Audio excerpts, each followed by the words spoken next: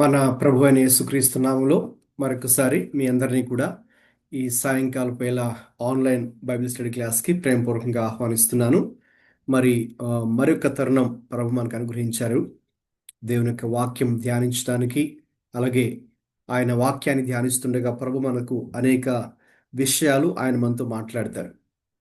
మన యొక్క జీవితం కట్టబడ్డానికి, మన ఆత్మీయ జీవితం కట్టబడ్డానికి ఏ మాటలు అవసరమో, ఏ బోధ మనకు అవసరమో, ఏ మాటలు విని, ఏ బోధ మనం విని మన యొక్క ఆత్మీయ జీవితాలు కట్టబడి తద్వారా మనం మరింత ఆయనకు సమీపంగా రాగలమో, మరి అటువంటి కార్యాలు దేవుడు తన వాక్యాన్ని ధ్యానించేటప్పుడు దేవుడు జరిగిస్తారు. అందుని బట్టి దేవునికి స్తోత్రం. మరి మనము బైబిల్ గ్రంథంలోని క్రొత్త నిబంధనలో ఉన్నటువంటి 5వ పుస్తకమైనటువంటి అపోస్తుల కార్యాలు అనే గ్రంథాన్ని మరి మనం ధ్యానం చేస్తూ ఉన్నాం. ఇదివరకే మరి అందులో 17 అధ్యాయాలు మరి మనము అధ్యయనం చేశాం. ఈ అపోస్తుల కార్యాలు చాలా చాలా ప్రాముఖ్యమైనటువంటి గ్రంథం. ముఖ్యంగా మరి ఆదిమ సంఘపు చరిత్రను మరి మనం ఈ యొక్క గ్రంథంలో చూస్తూ ఉన్నాం.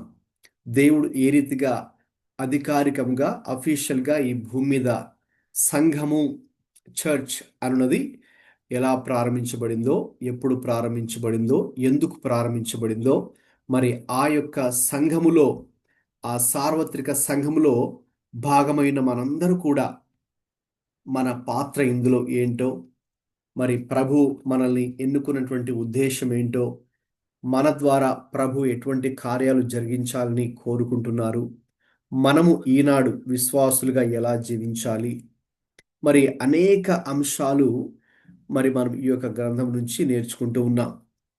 మరి అందులో భాగంగా ఈ రోజున మరి మనము 18వ అధ్యాయాన్ని ధ్యానించుకోబోతున్నాం. ఈ యొక్క 18వ అధ్యాయంలో మనం గమనించినప్పుడు ఇక్కడ మీరు చూస్తున్నట్టుగా టైటిల్ ఎవరైనా దయచేసి చదవండి. ఈ అధ్యాయానికి ఇవ్వబడినటువంటి title or theme. God's promise of His presence amidst the problems. సమస్యల మధ్యలో కూడా మరి దేవుని యొక్క సన్నిధి మనకు తోడుగా ఉంచుతానని చెప్పేటటువంటి ఒక వాగ్దానము ఈ యొక్క అధ్యాయంలో మనం చూస్తాం. ఇది చాలా ప్రాముఖ్యమైనటువంటి అధ్యాయం, 18వ అధ్యాయం. గమనించండి, ఈ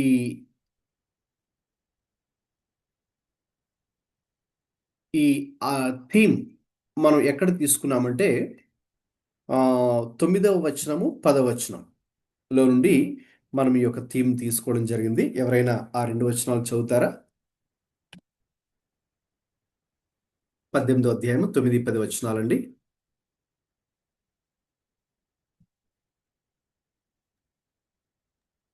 రాత్రివేళ దర్శనమందు ప్రభువు, నీవు భయపడక మాట్లాడము, మౌనంగా ఉండకము, నేను నీకు తోడై ఉన్నాను, నీకు హాని చేయుటకు నీ మీదికి ఎవడనూ రాడు, ఈ పట్టణంలో నాకు బహుజనమున్నదని పౌలుతో చెప్పగా.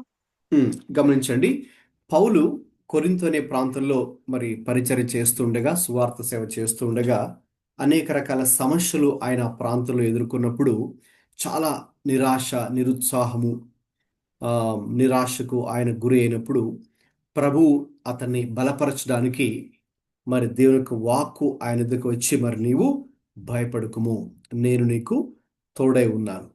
కాబట్టి దేవుని యొక్క సన్నిధి ఆయన తోడుగా ఉన్నది అని మరొకసారి చెప్పడానికి దేవుడు తన మాటలు పౌలుకి అనుగ్రహించడం జరిగింది. కాబట్టి ఇక్కడ నుండి మనము ఆ యొక్క థీమ్, ఈ చాప్టర్కి థీమ్ ఇక్కడ తీసుకోవడం జరిగింది. God's promise of his presence amidst the problems. సమస్యల మధ్యలో కూడా దేవుడు తన యొక్క సన్నిధిని వాగ్దానంగా ఇచ్చేటటువంటి మాటలు మరి మనకు ఈ యొక్క అధ్యాయంలో కనిపిస్తాయి. సో ఇక్కడ పౌలు 2వ సువార్త యాత్రను ఆయన చేస్తూ ఉన్నారు. ఒకసారి మరి మనం పౌలు చేసినటువంటి సువార్త యాత్రలను జ్ఞాపకం చేసుకుంటే, ఈ స్లైడ్ మీద మీరు చూస్తున్నట్టుగా అపోస్తుల కార్యాల్లో మనకు ఆయన చేసినటువంటి సువార్తలు 3 సువార్త యాత్రలు, లేక 4వ సువార్త యాత్ర కూడా ఉంది, లేక దాన్నే జర్నీ టు రోమ్ అని మరి మనం పిలవడం జరుగుతుంది. మరి అపోస్తల కార్యాల గ్రంథంలో 13, 14 అధ్యాయాలు మనం చూసినప్పుడు ఇక్కడ మనకి ఏం చూడగలమండి? What do we see here in chapter 13, 14? First missionary journey. పౌలు చేసిన మొదటి సువార్త దండయాత్ర, లేక మొదటి సువార్త యాత్ర, ఫస్ట్ మిషనరీ జర్నీ మనకు అనిపిస్తుంది.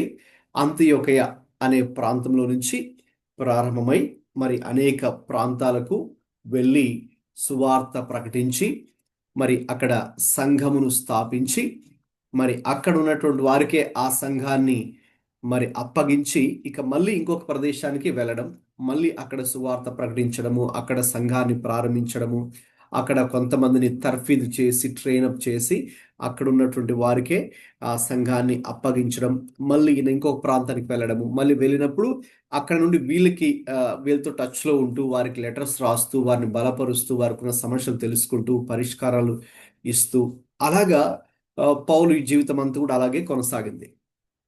కాబట్టి ఇందులో మనకు మొదటి సువార్త యాత్ర 13, 14 అధ్యాయులు ఇదివరకే మరి మనము అధ్యయనం చేశాం. అలాగే second missionary journey from chapter 15 verse 36 to chapter 18 verse 22, అంటే 15, 16, 17, 18 అధ్యాయాల వరకు కూడా మరి రెండవ సువార్త యాత్ర అనేది మనం చూస్తాం. రైట్. సో కాబట్టి ఇప్పుడు మనం 18th చాప్టర్కి వచ్చాం కాబట్టి ఈ 18th చాప్టర్ వర్స్ 22 వరకు కూడా పౌలు చేసినటువంటి రెండవ సువార్త ప్రయాణము మనం చూడగలం.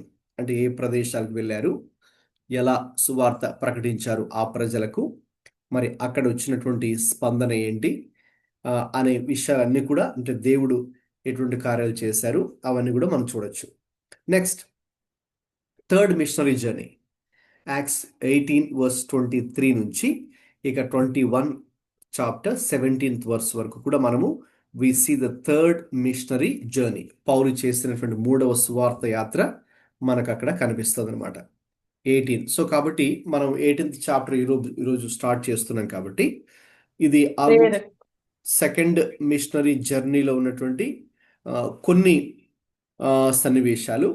ఇక మూడవ సువార్త యాత్ర ప్రారంభం అయినటువంటి విషయాలు కూడా రెండు కూడా మరి మనము కలిపి చూడగలం. ఇక చివరిగా అపోస్తల కార్యాల్లో 4వ విషయం ఏంటంటే జర్నీ టు రోమ్. దాన్ని కొంతమంది ఫోర్త్ మిషనరీ జర్నీ అని కూడా పిలుస్తారు. అది అపోస్తల కార్యాలు 21వ అధ్యాయం నుండి ఇక చివరి అధ్యాయం 28వ అధ్యాయం వరకు కూడా మరి మనము పౌలు చేసినటువంటి ఆ చివరి ప్రయాణం, రోముకి ఆయన ఒక ఖైదీగా పట్టబడి ఇక న్యాయ విచారణ కోసం రోమా చక్రవర్తి వద్దకు వెళ్ళడానికి రోమ్కి ఆయన ప్రయాణమై వెళ్ళడం జరుగుతుంది. సో ఈ మధ్యలో కూడా మరి ఆయన సువార్త చెప్తూ వెళ్ళడం కూడా జరుగుతుంది. అది మనకు 21st chapter to 28th chapter. So right, this is a kind of an outline. మనకు పౌలు చేసిన సువార్త యాత్రలు అపోస్తుల కార్యాల్లో చాలా స్పష్టంగా ఉంటుంది. సో ఒకసారి మీ బైబిల్స్ కనుక లాస్ట్కి తీస్తే కనుక మ్యాప్స్ ఉంటాయి కొన్ని. రైట్, బైబిల్ గ్రంథంలో మీరు అన్ని బైబిల్స్లో కూడా ఉంటాయండి. మీరు కనుక ఒకసారి అలా చూడండి, మీ బైబిల్స్ లాస్ట్ వరకు తీస్తే అందులో మనకు కనాను సంబంధించినటువంటి మ్యాపు, అలాగే క్రొత్త నిబంధన కాలంలో పాలస్తీనా మ్యాపు. ఓకే, ఇక తర్వాత ఇక నెక్స్ట్ పౌలు మొదటి ప్రయాణం, రెండవ ప్రయాణం, మూడవ ప్రయాణం, రోమా ప్రయాణం, ఈ మ్యాప్స్ ఉంటాయి. రైట్, సో ప్రతి బైబిల్ కూడా ఉంటాయి. సో ఇప్పుడు నేను చెప్తున్న విషయాలు మనం అపోస్తుల కార్యాలు చదువుతున్నాం కాబట్టి మీరు కూడా ఇది మీ ఫ్రీ టైంలో ఒకసారి ఈ అధ్యాయాలు ముందుంచుకొని ఈ మ్యాప్స్ చూస్తూ గనక ఫాలో అవ్వగలిగితే పౌలు ఎక్కడ నుండి తన ప్రయాణాన్ని ప్రారంభించి ఎక్కడికి వెళ్ళారు, అక్కడ నుంచి మళ్ళీ ఇంకొక ప్లేస్కి ఎక్కడికి వెళ్ళారు, ఓకే, ఒక ఐడియా అనేది మనకి వస్తుంది. రైట్, తర్వాత ఈ అధ్యాయాన్ని ఒకసారి మనం చూస్తే ఇందులో మనకు టోటల్ ఎన్ని వచనాలు ఉన్నాయండి చెప్పండి చూసి. 28. Yes, 28 versus. సో ఈ 28 వర్సెస్ని మనం ఈజీగా అర్థం చేసుకోవడానికి ఇక్కడ మనకు ఒక 6 విభజనలు, there are 6 divisions. Okay, we can do. Okay, ఎవరైనా చదవండి మరి. ఫస్ట్ పాయింట్ చదవండి. God's presence through providential companions. Acts um. chapter 18 from verse 1 to 4. మొదటి 4 వచనాల్లో మరి దేవుని యొక్క సన్నిధి ఏ రీతిగా అక్కడ పౌలుకు తోడుగా ఉన్నదో, అక్కడ మరి ఎవరిని దేవుడు ఆయనకి ఆమ్, సహకారులుగా పంపించాడో, ఆయనతో కలిసి పనిచేయడానికి, పరిచర్య చేయడానికి అక్కడ మనం చూడగలం. Okay, right. Second point. God's presence amid rejection and opposition from verses 5 to 8. 5-8 వచనాల్లో కొరింథు అనే ప్రదేశంలో ఆయనకు లేక సువార్తకు ఎదురైనటువంటి వ్యతిరేకత, సమస్యల గురించి మనం చూడగలం. Next point. God's presence through his spoken promise from verse 9 to 11. 9-11 వచనాల్లో మరి దేవుని యొక్క సన్నిధి అంటే ఏ రీతిగా దేవుడు మాట్లాడినటువంటి ఆ మాటల ద్వారా మరి ఆయన సన్నిధి గురించి బయలుపరిచారో అది మనం చూడగలం. Next point. God's presence through legal protection from verse 12 to 17. 12-17 వచనాల్లో ఈవెన్ న్యాయపరంగా కోర్టులను ఆధారం చేసుకుని కూడా దేవుడు ఏ రీతిగా ఆయనకు తోడుగా ఉండి సహాయాన్ని అందించాడో అది మనం చూద్దాం. From 12 to 17. Next point. God's presence beyond one location from verse 18 to 23. 18-23 వచనాల్లో కూడా మరి ఒక ప్రదేశంలోనే కాకుండా ఇంకా ఆయన వెళ్ళినటువంటి అనేక ప్రాంతాలలో కూడా దేవుడు ఏ రీతిగా తోడుగా ఉండి సహాయం చేశాడో మరి ఆ విషయాలు మనము 18-23 చూడగలం. Next last point. God's presence in strengthening others from verse 24 to 28. Okay, 24 నుండి ఇక 28 వరకు కూడా ఏ రీతిగా ఆయన అనేక మందిని కలుసుకుంటున్నప్పుడు, సువార్త ప్రకటిస్తున్నప్పుడు, సంఘాలను మరి ప్రారంభిస్తున్నప్పుడు, మరి వారి కొరకు ప్రార్థిస్తున్నప్పుడు, ఓకే, ఏ రీతిగా దేవుని యొక్క సన్నిధి పౌలుకు తోడుగా ఉండి దేవుడు సహాయం చేశాడో, మరి ఘనమైనటువంటి పరిచర్ని దేవుడు పౌలును ఉపయోగించుకొని చేశారు. మనకి 24 to 28 మనం చూడగలం. రైట్. సో కాబట్టి ఈ అధ్యాయాన్ని మనం ఈ 6 భాగాలుగా కనుక విభజిస్తే ఈ 28 వర్సెస్లో ఈ ప్రాముఖ్యమైన విషయాలు మరి మనం చూడగలం. రైట్. ఇప్పుడు మరి ఇవి విన్నారు కదా, ఈ యొక్క 6 డివిజన్స్. ఇందులో ఈ 6 పాయింట్స్లో కామన్ వర్డ్ ఒకటి ఉంది. ఏంటండి అది? చెప్పండి.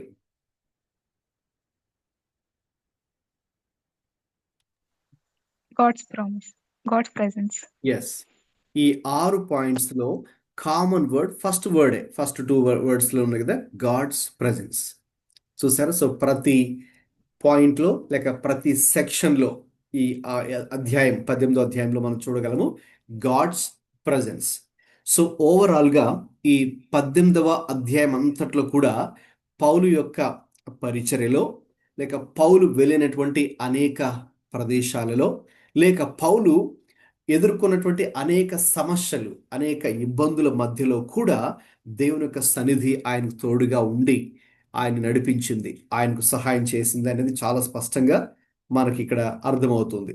కాబట్టి ఈ యొక్క అధ్యాయాన్ని ఇప్పుడు మనం ఒక్కొక్క సెక్షన్ కూడా మరి మనము డివైడ్ చేస్తూ అధ్యయనం చేద్దాం. రైట్. ఓకే, ఎవరైనా ఇప్పుడు మొదటి రైట్, దానికంటే ముందు పౌలు ఇక్కడ మీరు కనుక మొదటి వచనాన్ని చూస్తే ఆయన ఏథెన్స్ నుంచి బయలుదేరి కొరింథుకు వచ్చారు అని అక్కడ మనం చూస్తాం. సో ఇక్కడ అసలు ఈ అధ్యాయము దాంతోనే స్టార్ట్ అవుతుంది. పౌలు అక్కడ కొరింథు అనేటువంటి ప్రదేశానికి వచ్చారు అని. రైట్. మనకు తర్వాత కూడా మనం పత్రికలు, పౌలు రాసిన పత్రికల్లో ఉంటాయి కదండి. మొదటి కొరింథీ పత్రిక ఉంది, రెండవ కొరింథీ పత్రిక కూడా ఉంది. ఓకే, సో కాబట్టి ఈ అధ్యాయానికి ఒక చిన్న బ్యాక్గ్రౌండ్ మనం తెలుసుకోవాలి అంటే kind of a historical or social background. ఇక్కడ మనకు కొరింథు అనే ప్లేస్తో ఈ అధ్యాయం స్టార్ట్ అవుతుంది. సో ఆ రోజుల్లో కొరింథు అనేది చాలా పాపులర్ ప్లేస్. ఇక చెప్పాలంటే అది ఒక ప్రాబ్లమ్స్తో కూడా ప్లేస్ అని చెప్పొచ్చు. పాపులర్ ప్లేసే కానీ it's same time it's a city with problems. Okay. ఎందుకు అది ఒక పాపులర్ ప్లేస్ అని చెప్పానంటే ఆ రోజుల్లో అది ఒక కమర్షియల్ హబ్గా ఉండేదన్నమాట. ఆల్మోస్ట్ లైక్ 2 కాంటినెంట్స్ని, ఆసియాని ఐరోపా ఖండాన్ని కనెక్ట్ చేసేటట్టు ఒక కమర్షియల్ హబ్ ఏదంటే కొరింథ్. అలాగే అక్కడ మరి అటువంటి వ్యాపార లావాదేవీలు జరుగుతుండడం వల్ల అనేక రకాల ప్రజలు, people from different cultures, people from different locations వచ్చి అక్కడ సెటిల్ అవుతుండేవారు. మరి అనేక రకాల బ్యాక్గ్రౌండ్స్ నుంచి అక్కడ వచ్చేవారు కాబట్టి మరి చాలామంది వారిలో విగ్రహారాధన చేసేవారు ఉన్నారు, మరి అనైతికంగా జీవించేటటువంటి వారు ఉన్నారు. అలాగే అక్కడ మనం చూడాలంటే సాంఘిక మరి అసమానత ఉంది. There is social inequality. Okay. Moral corruption ఉంది. చాలా ప్రాబ్లమ్స్ ఉన్నాయి. మరి ఇవన్నీ మనకు అర్థం అవ్వాలంటే మరి మనం కొరింథీ పత్రిక చదువు, ముఖ్యంగా మొదటి కొరింథీ పత్రిక చదివితే కనుక మీకు అర్థమవుతుంది. ఆల్మోస్ట్ ఎవ్రీ చాప్టర్లో మొదటి కొరింథీ పత్రిక మనం తర్వాత వస్తాం కాబట్టి చూద్దాము. అనేక రకాల సమస్యల గురించి పౌలు గారు మాట్లాడతారు. అంటే ఆ కొరింథీ ప్రాంతంలో ఉన్న సమస్యలు కానీ, లేక కొరింథీ సంఘంలో ఉన్నటువంటి సమస్యలు కూడా ఇలాంటి సమస్యలే. వాటి గురించి పౌలు గారు ఒక్కొక్క సమస్యకు ఒక్కొక్క పరిష్కారాన్ని వాక్యపు వెలుగులో ఆయన చెప్పడం కూడా జరుగుతుంది. తర్వాత ఇంకా ఆ, అటువంటి ఇమ్మోరల్ లైఫ్ టు కొరింథియనైజ్ అంటే actually that means to live in immorally. కాబట్టి అటువంటి అనైతికమైనటువంటి జీవితం కూడా అక్కడ చాలామంది జీవిస్తూ ఉండేటటువంటి వారు. ఓకే. బట్ ఓవరాల్గా చూస్తే it's a tough place. Okay. It's a tough soil. అంత సులభమైనటువంటి స్థలం అయితే కాదు. అయితే మరి దేవుడు మనం కనుక చూస్తే మరి దేవుడు చాలా మందిని అటువంటి టఫ్ ప్లేసెస్కే కొన్నిసార్లు దేవుడు నడిపిస్తారు. అటువంటి ప్రాబ్లమ్స్ ఉన్న ప్లేసెస్కే దేవుడు నడిపిస్తారు. ఎందుకంటే మరి ఆయన ప్రణాళిక ఉంటుంది కాబట్టి. ఇక్కడ ఎందుకు నడిపించారో మనం చూద్దాం. ఈ యొక్క అధ్యాయంలోనే రీజన్ కూడా ఉంది. దేవుడు ఎందుకు మరి అటువంటి ప్రాబ్లమ్స్ ఉన్న ప్లేస్కి, టఫ్ ప్లేస్కి, ఓకే, మరి ఎక్కువ పాజిటివ్గా రెస్పాండ్ అవ్వని ప్రజల మధ్యకు దేవుడు తన సేవకులను కొన్నిసార్లు పంపించడం జరుగుతుందో, రైట్, మరి మనము చూద్దాం.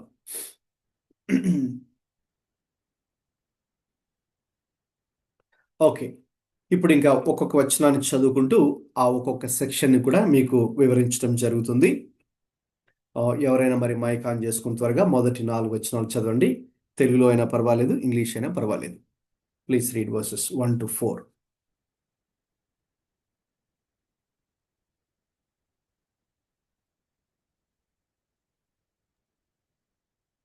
అటు తరువాత పౌలు ఏథెన్స్ నుండి బయలుదేరి కొరింథునకు వచ్చి పొంతి వంశీయుడైన అకుల అను ఒక యూదుని, అతని భార్య అయిన ప్రిస్కిల్లాను కనుగొని వారి యొద్దకు వెళ్ళాను.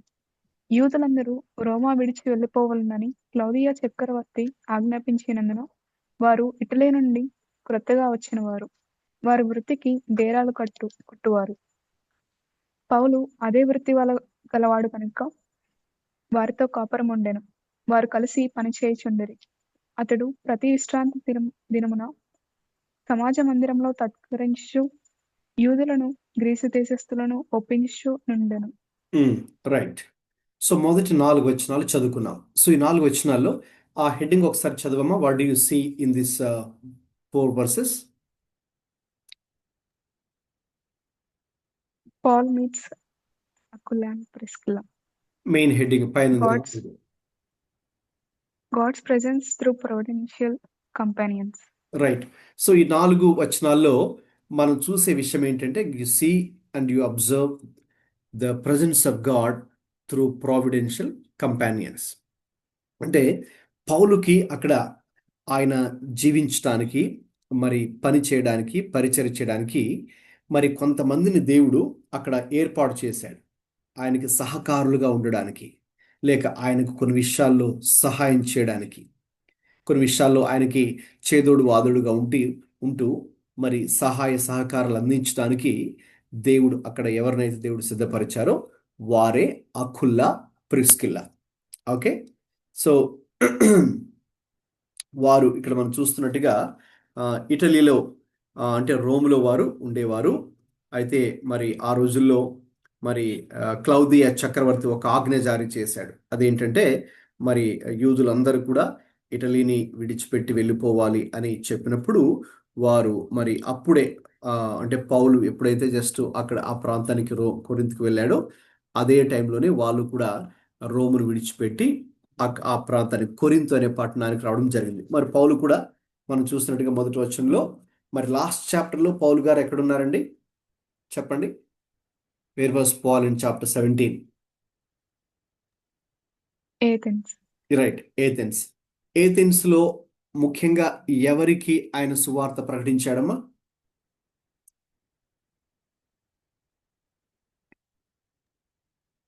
ఏథెన్స్. గ్రీసు దేశస్థులకు. ఏథెన్స్ అనగానే ఎవరు మన గుర్తుకు రావాలి? గ్రీస్ దేశస్థులు. మరి వారు ఎవరు? అన్యులు. అన్యులు. వారు యూదులు కాదు, అన్యులు. సో అన్యులు అన్నప్పుడు ఇంకా స్పెసిఫిక్ చెప్పాలంటే వారందరూ కూడా ఆ, విగ్రహారాధికులు. ఎందుకంటే మరి అక్కడ చాలా రకాల మరి దేవతలు దేవుళ్ళను ఆరాధించేవారు, దేవాలయాలను స్థాపించి ఉన్నటువంటి వారు. మరి పౌలుని దేవుడు అది కూడా చాలా టఫ్ ప్లేస్. ఓకే, మరి చాలా భయంకరమైన విగ్రహాలు. మామూలుగా బైబిల్ చరిత్రకారులు చెప్పే విషయం ఏంటంటే ఆ ఆ రోజుల్లోనే అంటే పౌలు వెళ్ళిన రోజుల్లోనే ఆ గ్రీసు దేశానికి క్యాపిటల్ అయినటువంటి ఈ ఏథెన్స్లో 3,000కు పైగా దేవాలయాలు అక్కడ ఉన్నాయి అని చెప్తారు. అంటే అంతగా వాళ్ళు మత నిష్ఠతో లేకపోతే భక్తి భావముతో వారు తెలిసినటువంటి దేవతలను దేవుళ్ళను వారు పూజించేవారు. మరి దేవుడు పౌలుని అక్కడికి కూడా, అది ఒక కష్టమైన ప్రాంతమైన కూడా అక్కడికి నడిపించి వారి మధ్య దేవుడు అతన్ని నిలబెట్టి వారికి సువార్తను అందించడం స్పష్టంగా సూటిగా, అది కూడా వారికి అర్థమయ్యే రీతిలో మరి వారి కాంటెక్స్ట్కు తగ్గట్టుగా దేవుడు పౌలును ఉపయోగించుకుని అక్కడ సువార్త అద్భుతంగా ఆయన ప్రకటించారు. ఒకవేళ మీరు కనుక ఆ అధ్యాయాన్ని చదవనట్లయితే దయచేసి మీ ఫ్రీ టైంలో ఆ అధ్యాయాన్ని చదవండి. ముఖ్యంగా పౌలు వారికి ప్రసంగించినటువంటి అందించిన సువార్త 22వ వచనం నుండి ఇక చివరి దాకా కూడా ఉంటుంది. ఆయన చేసినటువంటి అందించినటువంటి సువార్త or his speech you can say. ఆయన ఇచ్చిన అంటే ఎలాగా అది మనకు కూడా ఒక ఒక ప్యాటర్న్గా ఒక మోడల్గా మనకు కూడా ఉంది. ముఖ్యంగా అన్యులకు మనం సువార్త అందించాలి అనుకున్నప్పుడు ఎలా అందించాలి అన్యులకు. సో ఇక్కడ ఒక ప్యాటర్న్ లేక ఇక్కడ ఒక మోడల్, ఇక్కడ ఒక నమూనాని మనం లాస్ట్ చాప్టర్లో చూసాం. సో ఇక్కడ మనము ఇంకా ఆ ప్లేస్ నుంచి అంటే ఏథెన్స్ నుంచి డైరెక్ట్గా పౌల్ గారు ఎక్కడికి వచ్చారంటే కొరింథుకి వచ్చారు. ఇక కొరింథుకి రాగానే మరి ఆ దేవుడు ఒక విధంగా చెప్పాలంటే ఆయన కూడా ఈ అకుల ప్రిస్కిల్లా అనేటటువంటి దంపతుల దగ్గరికి రావడానికి దేవుడే అతనికి సహాయం చేశారు. ఎందుకంటే పౌలు యొక్క వృత్తి వారి వృత్తి కూడా ప్రొఫెషన్ ఒకటే. ఓకే, ఏంటి అంటే వాళ్ళు డేరాలు కుట్టేవారు, టెంట్ మేకర్స్. డేరాలు కుట్టి అలాగే వాటిని అమ్మేవారు. సో కాబట్టి పౌలు కూడా ఆ వృత్తి చేసేవాడు, వాళ్ళు కూడా అదే వృత్తి. కాబట్టి మరి ఆయన వారితో కలిసి జీవించేవారు. జీవించి మరి వారు కూడా వారితో కలిసి మరి ఈయన కూడా పరిచయం చేయడము జరిగింది. Right, okay. తర్వాత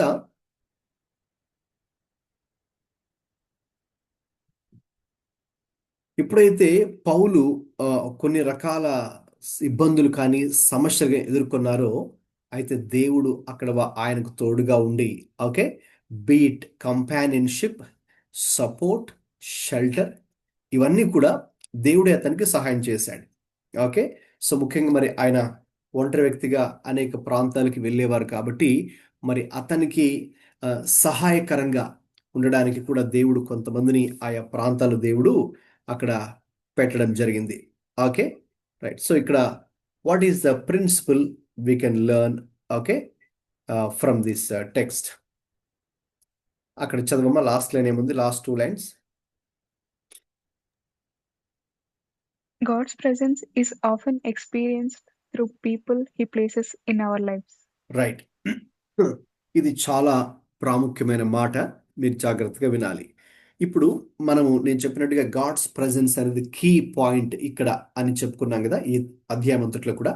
సో ఈ సెక్షన్లో మరి దేవుని సన్నిధి పౌలుకి ఎలా తోడుగా ఉన్నది అంటే ఎలా ఆయన కూడా ఎక్స్పీరియన్స్ చేయగలిగాడు దేవుని సన్నిధిని అంటే through the people he placed in his life.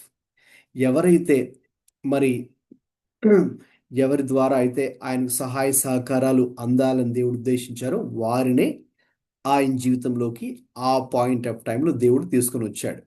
Right.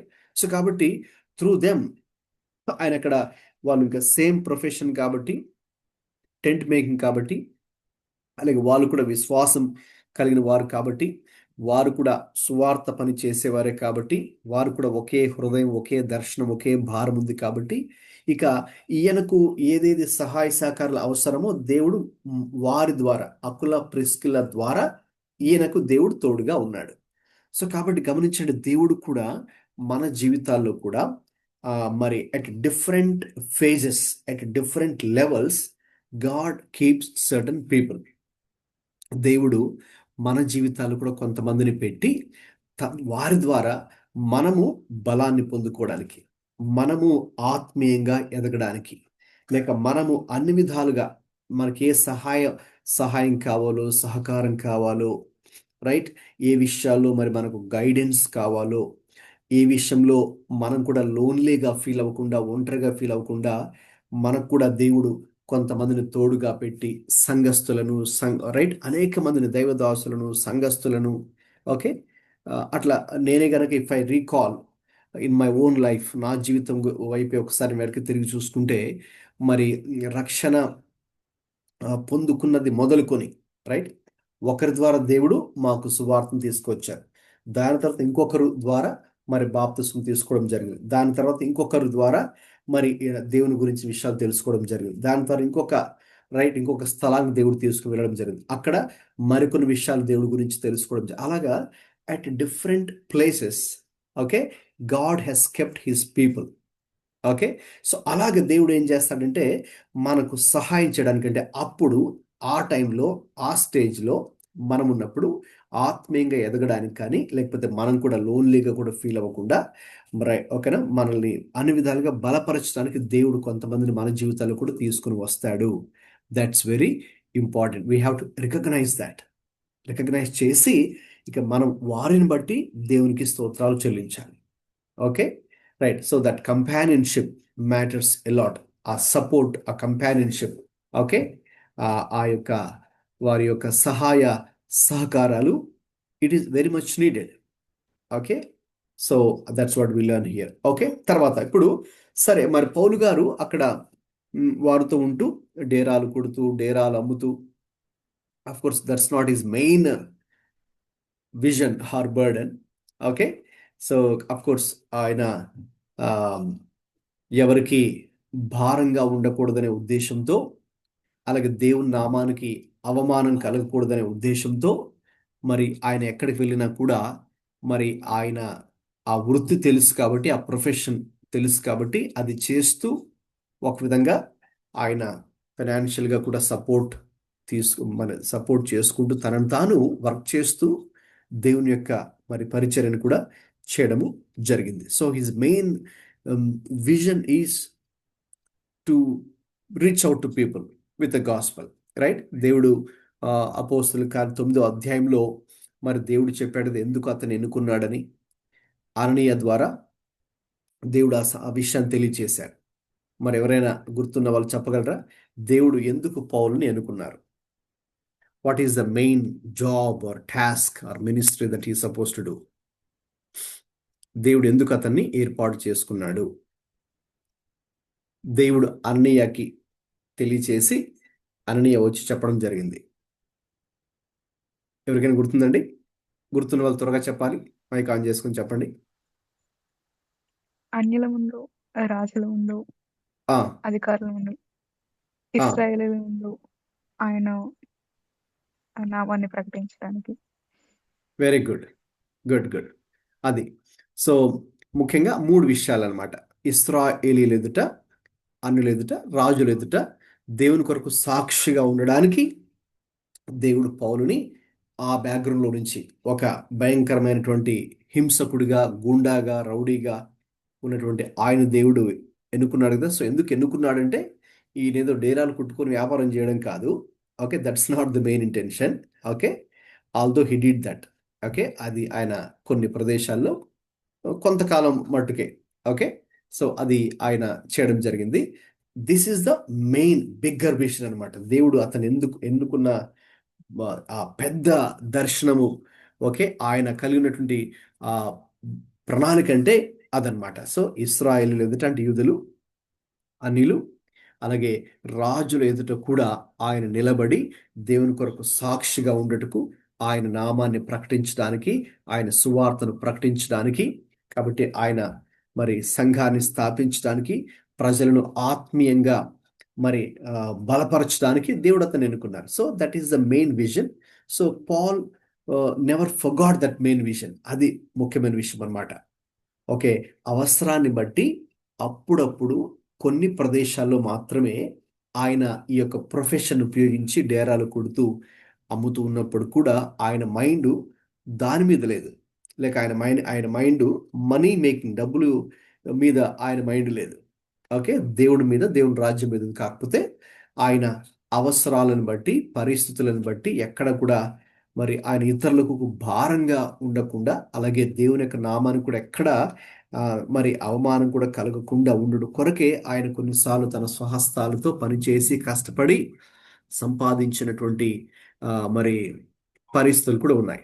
Okay, right. So అది ఒకవైపు అయితే రైట్. సెకండ్ థింగ్ ఇక్కడ 4వ వచనాన్ని కనుక మనం చదివితే, మరి ఆయన అక్కడ ఉండి వారితో, అకులా ప్రిస్కిలా అనే దంపతులతో ఆయన కూడా ఉంటూ ఏం చేశారు మరి ప్రతి విశ్రాంతి దినమున సమాజ మందిరములో తర్కించుచు యూదులకు గ్రీసు దేశస్థులను ఒప్పించుచుండెను. Okay, right. సో దీన్ని బట్టి చెప్పండి, మరి ఆయన ఏం చేస్తున్నారు ప్రతి విశ్రాంతి దినమున?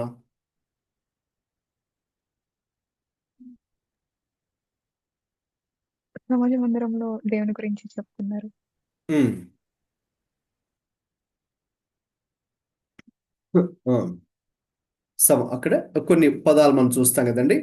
ప్రతి విశ్రాంతి దినమున సమాజ మందిరంలో తర్కించుచు, హీ వాజ్ రీజనింగ్ అనుంది.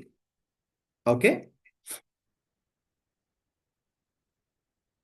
సో ఇదేంటంటే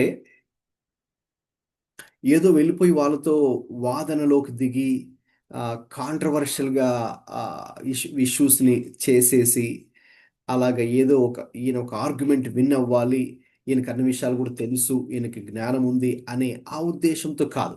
రైట్, చాలామంది ఓకే ఇలాంటి కొన్ని డిబేట్స్ అని మనం చూస్తుంటాం కదా, అలాగా అవి డిఫరెంట్ యాంగిల్స్లో వెళ్ళిపోతుంటాయి. రాంగ్ ఇంటెన్షన్స్ వాళ్ళు కలిగి ఉంటాయి. ఓకే, అయితే ఇక్కడ పౌలు చూడండి, ఆయన తర్కించు అన్నప్పుడు డయా డైలోగొమాయ్ డైలోగమాయ్ ఓకే అనే వర్డ్ ఇక్కడ ఉందన్నమాట. యాక్చువల్లీ ఇందులో నుంచి మనకు డైలాగ్ అనే ఇంగ్లీష్ వర్డ్ కూడా మనకు వచ్చింది. ఓకే, ఇది మీకు స్క్రీన్ కనిపిస్తుంది కదండి. Right. So speaking to a conclusion. Okay, getting a conclusion across by exchanging thoughts, sound logic. ఓకేనండి. సో కాబట్టి ఇక్కడ ఆయన ఏం చేస్తున్నారంటే ఇంకా వన్ మోర్ థింగ్ ఇక్కడ మీనింగ్ ఉంది కదా, the process of giving and receiving information to reach deeper understanding.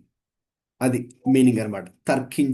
తర్కించుట అన్నప్పుడు ఏంటంటే ఆయన ఒక మంచి విధానంలోనే, ఓకే, ఒక స్నేహపూర్వకమైనటువంటి వాతావరణంలోనే, ప్రేమపూర్వకమైనటువంటి వాతావరణంలోనే ఆయన దేవుని గురించినటువంటి లోతైనటువంటి విషయాలను, వారికి తెలియని సంగతులను కూడా వారికి అర్థమయ్యేటట్టుగా వారికి ఆయన చెబుతున్నారు. రైట్, ఒక లాజికల్ వేలో. ఓకే, సో కాబట్టి అది తర్కించుచు. సో మనం కూడా ఒకటి, అందుకే పేతురు అంటాడు, 1 పేతురు 3:15లో, మీ విశ్వాసమును హేతువుడు ప్రతి వారికి మీరు కూడా సాత్వికంతోనూ మీరు సమాధానము చెప్పుటకు ఎల్లప్పుడూ సిద్ధముగా ఉండాలి అని అంటున్నారు. సో కాబట్టి ఈయన అటువంటి విషయాలకు, దేవుని గురించిన విషయాలు కావచ్చు, ధర్మశాస్త్రానికి సంబంధించిన విషయాలు కావచ్చు, యేసుక్రీస్తు యొక్క మరణానికి సంబంధించిన విషయాల గురించి కావచ్చు, వారు ఏదైతే తెలియక రాంగ్గా వాళ్ళు చేస్తున్నారు వాటి విషయాల గురించి కావచ్చు. ఈయన హీజ్ డైలాగింగ్ విత్ దెమ్, ఆయన వారితో సంభాషిస్తూ ఒక లోతైనటువంటి అర్థాన్ని ఓకేనా తెలియచేస్తూ ఉన్నారు in a right way. So కాబట్టి ఒక కంక్లూజన్, ఒక రైట్ కంక్లూజన్ ఒక విషయానికి దేవుడు అన్నప్పుడు, లేక క్రీస్తు అన్నప్పుడు, లేక వాక్యం అన్నప్పుడు దానికి ఒక రైట్ అండర్స్టాండింగ్ని ఆయన ఈ యొక్క సౌండ్ లాజిక్ను ఉపయోగించి ఆయన వారికి చెప్పడము జరిగింది. ఓకే, రైట్, అది ఇక్కడ మరి మనకు అర్థమవుతుంది. సో పౌలు చేసినటువంటి పని అండి అది. తర్వాత ఇంకేముందండి అక్కడ వర్స్ 4వ వచనంలో తర్కించుచున్నది. ఇంకేముంది?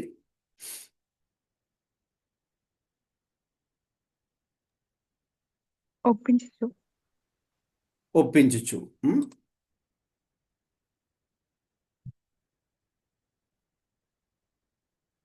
పర్స్వేడ్, ఒప్పించుచు.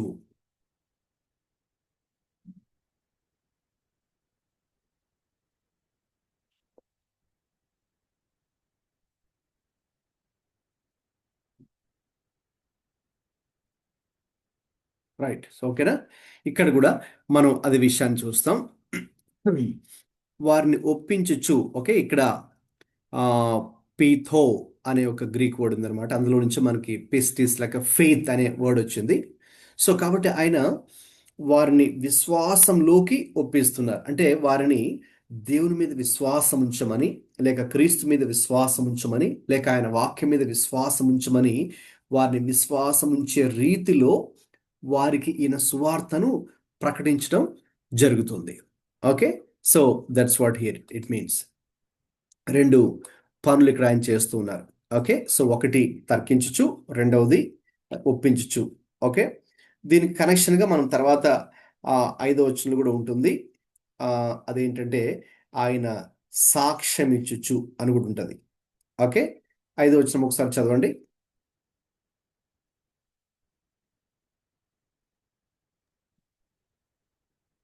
సిలయు తిమోతియు మాసిదోనియా నుండి వచ్చినప్పుడు పౌలు వాక్యం బోధించుటయందు ఆతురత గలవాడై యేసే క్రీస్తుని యూదులకు దృఢముగా సాక్ష్యమిచ్చుచుండెను.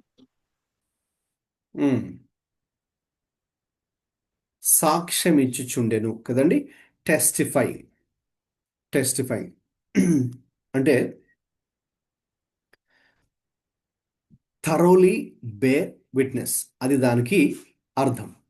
థరోలీ అంటే ఒక విషయాన్ని గురించినటువంటి సాక్ష్యాన్ని ఇవ్వడం. సాక్ష్యం అంటే మామూలుగా ఇప్పుడు సాక్షుల్ని పిలిపిస్తారు కదా, ఏదైనా ఇన్సిడెంట్ జరిగితే కోర్టుల్లోకి పోలీస్ వాళ్ళు ఎవరి కోసం చూస్తారంటే సాక్షులు. అంటే ఆ యొక్క ఇన్సిడెంట్ ఏదైనా జరిగితే దాన్ని లైవ్గా అప్పుడు ఉండి చూసినటువంటి వారు, ఎవరో చెబితే విన్నటువంటి వారు కాదు, వాళ్ళే అక్కడుండి కల్లారా చూసిన వాళ్ళను సాక్షులు అని మనం పిలుస్తాం కదా.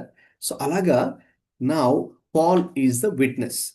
సో ఇప్పుడు ఈయన సాక్ష్యం ఇస్తూ ఉన్నాడు. అంటే ఒక విధంగా చెప్పాలంటే ఈయన వ్యక్తిగతంగా ఏదైతే క్రీస్తు ద్వారా క్రీస్తులో చూచాడో, లేక క్రీస్తు యొక్క కార్యాలు ఈయన వ్యక్తిగతంగా అనుభవించాడో, అంటే he has that first hand experience. ఈయనకే వ్యక్తిగతమైన అనుభవం ఉంది. క్రీస్తును చూచిన అనుభవం కానీ, క్రీస్తు యొక్క స్వరాన్ని విన్నటువంటి అనుభవం కానీ, క్రీస్తుతో సహవాసం చేసే అనుభవం పౌలుకుంది. Okay, so that is the personal experience అనమాట. అది లేకపోతే మరి మనం కూడా సాక్ష్యం ఇవ్వలేము. రైట్, మనకు ఆ వ్యక్తిగత అనుభవం ఉన్నప్పుడే, క్రీస్తుతో ఆయనతో సహవాసం ఉన్నప్పుడే మనం కూడా ఇతరులకి సాక్ష్యం చెప్పగలం. సో అది చాలా ఇంపార్టెంట్. బిలీవర్స్గా మనకు మొదట ఉండాలి క్రీస్తుతో వ్యక్తిగత సహవాసం చేసేటువంటి అనుభవం, తర్వాత ఇతరులకు అది ఇవ్వగలం. సో కాబట్టి ఈయన వ్యక్తిగత సాక్ష్యాన్ని ఇక్కడ చూడగలం. తర్వాత చూడండి, ఇదే వచనంలో ఇక సీలయు తిమోతియు మాసిదోనియా నుండి వచ్చినప్పుడు పౌలు వాక్యం బోధించుట యందు ఏమనుంది? ఆతురత గలవాడే. ఓకే, సో దీనికి పౌలు ఇంకా తనను తాను కంప్లీట్గా ఆయన డివోట్ చేసుకున్నారు. ఓకే, సో కాబట్టి దేవుని యొక్క వాక్యాన్ని బోధించడం అనేది ఒక ప్రాధాన్యతగా తన జీవితంలో పౌలు చేసుకున్నారు. కాబట్టి ఇక వాక్యము బోధించడం యందు ఆతురత గలవాడై ఏం చేశాడు, ఎలా బోధించారు? ఏసే క్రీస్తని యూదులకు దృఢముగా సాక్ష్యం ఇచ్చుచుండెను. ఓకే, ఇక్కడ మనం ఒక నిమిషం ఆగాలి. ఏసే క్రీస్తు అని యూదులకు దృఢంగా సాక్ష్యం ఇచ్చుండెను. నాకు తెలిసి మీతో ఇంతకుముందు ఒకసారి దీని గురించి కూడా చెప్పినట్టున్నాను. మరి మీలో ఎంతమంది గుర్తుందో లేదో మరి నాకు తెలీదు. ఏసే క్రీస్తని అన్నప్పుడు దాని అర్థం ఏమై ఉండొచ్చు? ఒకవేళ నేను కనుక ఇంతకుముందు చెప్పు ఉంటే విన్న వాళ్ళు మరి ఒకసారి చెప్తారా? అది మిగతా వాళ్ళకు కూడా రీక్యాప్ లాగా ఉంటుంది. ఏంటి దాని అర్థం? ఏసే క్రీస్తని ఆయన దృఢంగా సాక్ష్యం ఇస్తున్నాడంటే అర్థం ఏంటి? మీరు ఏమనుకుంటున్నారు చెప్పండి. అది తప్పు ఒప్పు అని పర్లేదు, నేను తర్వాత నేను చెప్తాను.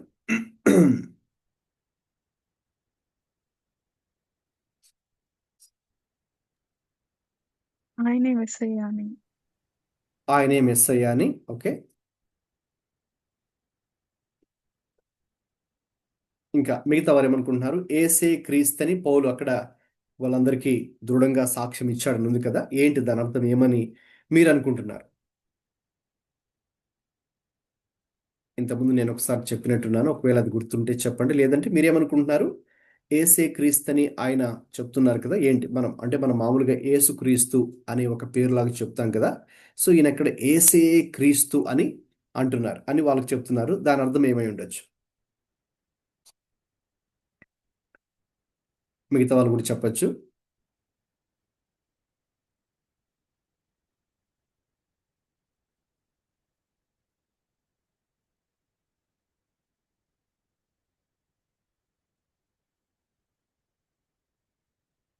ఓకే, యేసు అనేది ఆయన మానవత్వానికి సంబంధించినటువంటి పేరు.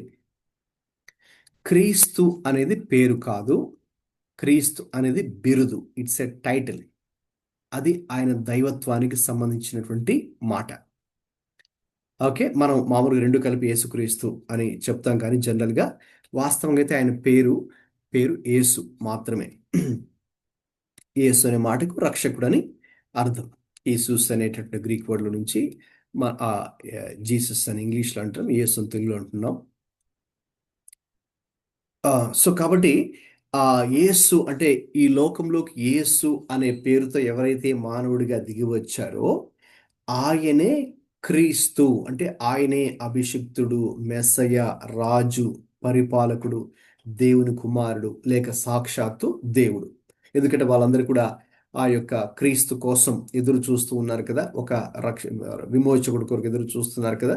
సో కాబట్టి అది టైటిల్. సో యేసు అనేది పేరు, క్రీస్తు అనేది టైటిల్. సో ఇప్పుడు ముఖ్యంగా యూదులకు ఆయన చెప్తున్నప్పుడు యేసే క్రీస్తు, ఎందుకంటే వాళ్ళందరూ క్రీస్తు కోసం ఎదురు చూస్తూ వచ్చారు. క్రీస్తు వచ్చాడు, ఓకే, యేసు రూపంలో, కానీ వాళ్ళు ఆయన్ని గుర్తించలేకపోయారు. ఆయన తన స్వకీయుల దగ్గరకు వచ్చును, వారు ఆయనను అంగీకరించలేదు. ఎందుకు అంగీకరించలేదు అంటే గ్రహించలేదు, రికగ్నైజ్ చేయలేదు. ఈయనే మెస్సయ్య, మేమందరం ఎదురు చూస్తున్న దేవుడు ఈయనే అనే విషయం వాళ్ళు గ్రహించలేకపోయారు. సో కాబట్టి ఇప్పుడు పౌలు సువార్త యూదులకు ఎలా ప్రకటించారంటే, ఇదిగో మీరందరూ కూడా క్రీస్తు కోసం, ఒక రక్షకుడి కోసం, ఒక విమోచకుడి కోసం ఎదురు చూస్తూ ఉన్నారు కదా, మరి ఆయన వచ్చేసాడు, వచ్చి వెళ్ళిపోయాడు కూడా. ఆయనే యేసు. ఈ లోకంలో మీరందరూ కూడా తెలియక ఆయన్ని శిలువకు అప్పగించేశారు కదా. మరి ఆయన ఒక మనిషి అనుకున్నారు కదా, ఒక వడ్రంగి కుమారుడు అని అనుకున్నారు కదా, అయితే కాదు, మరి ఆయనే క్రీస్తు అని వారికి ఆధారాలతో సహా మామూలుగా చెప్తే వాళ్ళు వినరు. సో యూదులు ఏది వింటారు అంటే, ఏది చెప్పినప్పుడు అంటే ధర్మశాస్త్రాన్ని ఉపయోగించి మనం చెబితే అప్పుడు మాత్రం వాళ్ళు వింటారు. కాబట్టి ఇదివరకు ఈయన కూడా ఒక యూదుడు కాబట్టి అది కూడా చాలా నిష్ఠ తో కూడుకున్నటువంటి ఒక పరిసేయుడిగా ఉండి ధర్మశాస్త్రాన్ని ఆయన గమాలియేలు పాదాల చెంత అప్పట్లో మరి చదువుకున్నటువంటి వ్యక్తి కాబట్టి ఆయన కూడా ఒకప్పుడు ధర్మశాస్త్రాన్ని తూచ తప్పకుండా పాటిస్తూ ఆ నియమ నిబంధనలను వాటి యొక్క సాంప్రదాయాలు అన్నీ కూడా ఆయన చేసిన వ్యక్తి కాబట్టే ఇప్పుడు ఈయన మారాడు, కాబట్టి క్రీస్తుని ఈయన కూడా అంగీకరించాడు, కాబట్టి ఇప్పుడు ఈయన గట్టిగా లేక స్పష్టంగా లేక సూటిగా యూదులకైనా చెప్పగలరు. ఓకే, సో కాబట్టి అది సో అక్కడ మనం చూస్తాం. ఎనివే మనం ఇప్పుడు ఆల్రెడీ సెకండ్ సెక్షన్లోకి ఎంటర్ అయిపోయాము, ఫ్రమ్ వర్సెస్ 5 to 8. సో ఒకసారి అది చదవండి 5 to 8, అప్పుడు 1 by 1 అది చూద్దాం, ఒక్కొక్క వచనాన్ని స్టడీ చేద్దాం. 5-8. సీలయు తిమోతియు మాసిదోనియ నుండి వచ్చినప్పుడు పౌలు వాక్యం బోధించుట యందు ఆతురత గలవాడై యేసుక్రీస్తుని యూదులకు దృఢముగా సాక్ష్యమిచ్చుచుండెను. వారు ఎదురాడి దూషించినప్పుడు అతడు తన వస్త్రమును దులుపుకొని, మీ నాశనమునకు మీరే ఉత్తరవాదులు, నేను నిర్దోషిని, ఇక మీదట అన్యజనుల యొద్దకు పోవుదునని వారితో చెప్పి అక్కడి నుండి వెళ్ళి దేవుని యందు భక్తి గల తీతియు యూస్తు అను ఒకని ఇంటికి వచ్చెను. అతని ఇల్లు సమాజ మందిరమును ఆనుకొని ఉండెను. ఆ సమాజ మందిరపు అధికారి అయిన క్రిస్పు తన ఇంటి వారితో కూడా ప్రభువునందు విశ్వాసం ఉంచెను. మరియు కొరింథీయులలో అనేకులు విని విశ్వసించి బాప్తిస్మము పొందిరి. ఓకే, 5-8, 5-8 దాకా చదువుకున్నాం. ఇక్కడ మరి మనం 5వ వచనాన్ని ఇదివరకే మీతో వివరించడం జరిగింది. అక్కడ పౌలు వారందరికీ వాక్యాన్ని బోధించే విషయంలో ఆయన ఎంతో ఆసక్తిని, ఆతురత, ఆ యొక్క సమర్పణను ఆయన కలిగి అటు ఒకవైపు యూదులకు, మరొక వైపు గ్రీస్ దేశస్తులకు రెండు మనం గమనించాం కదా. ఇక్కడ 4లోనే మనం చూసాం. ఆయన ప్రతి విశ్రాంతి దినమున సమాజ మందిరంలో తర్కించుచు యూదులకును గ్రీసు దేశస్తులకును ఒప్పించుచు ఉండెను. రైట్, ఒకవైపు ఏమో యూదులు, మరొక వైపు గ్రీసు దేశస్తులు, అంటే అన్యులు, అంటే మా విగ్రహారాధన చేసేవారు. ఓకే, సో అటు అందరికి కూడా మరి ఆయన సువార్తను చెప్పడము జరుగుతుంది. అయితే ఎప్పుడైతే జరుగుతుందో వెంటనే ఆయనకు వ్యతిరేకత కూడా వచ్చింది, అపోజిషన్ కూడా ఆయనకి వచ్చింది. అయితే కొంతమంది అక్కడ మనం చూస్తున్నాం కదా, వారు ఎదురాడుతున్నారు, దూషిస్తూ ఉన్నారు. ఓకేనా, మరి పౌలు చెప్పిన సంగతులని అంగీకరించడం లేదు. సో కాబట్టి ఇది ప్రతి చోట కూడా మనకు ఎదురవుతుంది. సో కొంతమంది అంగీకరించే వాళ్ళు ఉంటారు, రైట్, కొంతమంది ఎదురాడేవారు ఉంటారు, కొంతమంది తిరస్కరించేవారు ఉంటారు, కొంతమంది వ్యతిరేకించేవారు ఉంటారు. ఈ రోజుల్లో ఈవెన్ మన భారతదేశం కూడా చాలా ఎక్కువగా అది చూస్తున్నాం మనం. ఒకవైపు అవును, దేవుని కార్యాలు జరుగుతున్నాయి, ఆయా ప్రాంతాల్లో అనేక స్థలాల్లో అనేక మంది ప్రభుని తెలుసుకుంటూ ఉన్నారు, రక్షణ పొందుకుంటున్నారు, దేవునిలోకి వస్తున్నారు, అది సంతోషం. కానీ మరొక వైపు వ్యతిరేకత కూడా ఉంది. మరొక వైపు ఎదురించేవారు, ఎదురాడేవారు, తిరస్కరించేవారు, దూషించేవారు, తప్పుగా మాట్లాడేవారు, నెగిటివ్గా చెప్పేవారు. ఓకే, ఇంకా చెప్పాలంటే క్రైస్తవంలో కానీ లేక బైబిల్లో ఎక్కడెక్కడ తప్పులు ఉన్నాయో దాని గురించి వాళ్ళు అపార్థం చేసుకుని తప్పుగా చెప్పేవారు కూడా చాలా మంది ఉన్నారు. రైట్, సో అదే పరిస్థితి మనకి పౌలు రోజుల్లో కూడా ఉంది. వాళ్ళు ఎదురాడుతున్నప్పుడు ముఖ్యంగా యూదులు, మరి ఎందుకంటే ఆయన ప్రతి విశ్రాంతి దినంలో వారితో వెళ్ళి వారికి చెప్తున్నారు కదా క్రీస్తు గురించి. కాబట్టి ఎవరైతే అది వారికి నచ్చలేదో వాళ్ళు అతన్ని దూషిస్తున్నారు, ఎదురాడుతున్నారు. అయితే అప్పుడు ఆయన ఏం చెప్పారు ఆ పరిస్థితిలో? ఆయనే వస్త్రాలు దులుపుకొని, ఇదిగో ఇక నేనైతే మీకు ప్రకటించాను, అంటే నేనైతే మీకు సత్యాన్ని చెప్పాను, ఇంకా అంటే నా బాధ్యతను నేను చేశాను, ఇది ఇక మీ ఇష్టం. ఒకవేళ మీరు దీన్ని అంగీకరిస్తే, అఫ్కోర్స్ అక్కడేమి ఆయన ఎవరిని కూడా ఒప్పిస్తూ ఉన్నారు కానీ బలవంతం అయితే లేదు. ఓకే, ఆయన ఓన్లీ థింగ్ దాని యొక్క అర్థాన్ని చెప్తున్నారు, అయితే బలవంతం అయితే లేదు. కానీ బట్ వారికి ఒక అవకాశాన్ని ఆయన ఇస్తున్నారు. మరి మీరు కనుక తిరస్కరిస్తే అంతే, మీ నాశనానికి మీరే ఉత్తరవాదులు, నేనైతే నిర్దోషిని కాబట్టి నేను మీకు ప్రకటించాను కాబట్టి. సో ఇక నుంచి నేను, ఒకవేళ మీరు కనుక తిరస్కరించి నన్ను ఇక్కడి నుంచి వెళ్ళిపోమంటే వెళ్ళిపోతాను, వెళ్ళిపోయి మరి ఎవరికి ప్రకటిస్తాను? ఇక మీదట అన్య జనుల యొద్దకు నేను వెళ్తాను, వెళ్ళి వారికి ప్రకటిస్తాను అని ఆయన ఏం చేస్తారంటే అక్కడ నుంచి వెళ్ళి దేవుని భక్తి గల తీతియు యూస్తు అని ఒకని ఇంటికి వచ్చాను. సో కాబట్టి అక్కడ ఆ సమాజ మందిరపు అధికారి, ఓకే, క్రిస్పు, మరి ఆయన పౌలు చెప్పినటువంటి మాటలను ఆలకించి ఆయన దాన్ని అంగీకరించారు. సో వారందరూ కూడా ప్రభునందు విశ్వాసం ఉంచారని అక్కడ మరి మనం చూస్తూ ఉన్నాం. రైట్, సో వారు ప్రభునందు అంగీకరించారు. వాళ్ళే కాకుండా మరియు కొరింథీయులలో అనేకులు అక్కడ అన్యులు ఉన్నారు.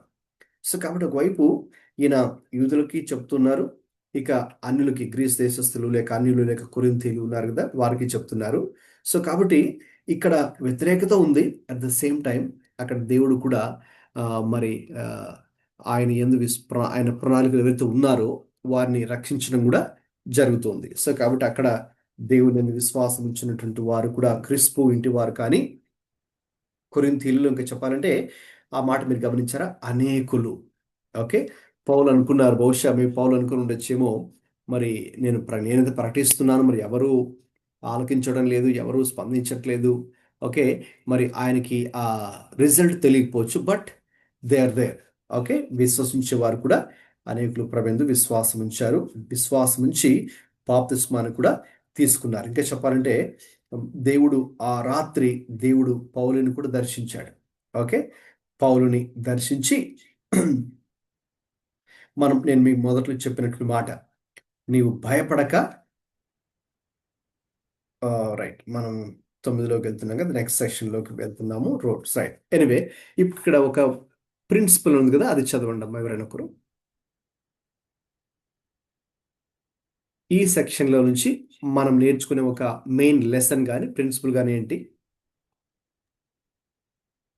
Rejection by some does not cancel God's work among others. Right.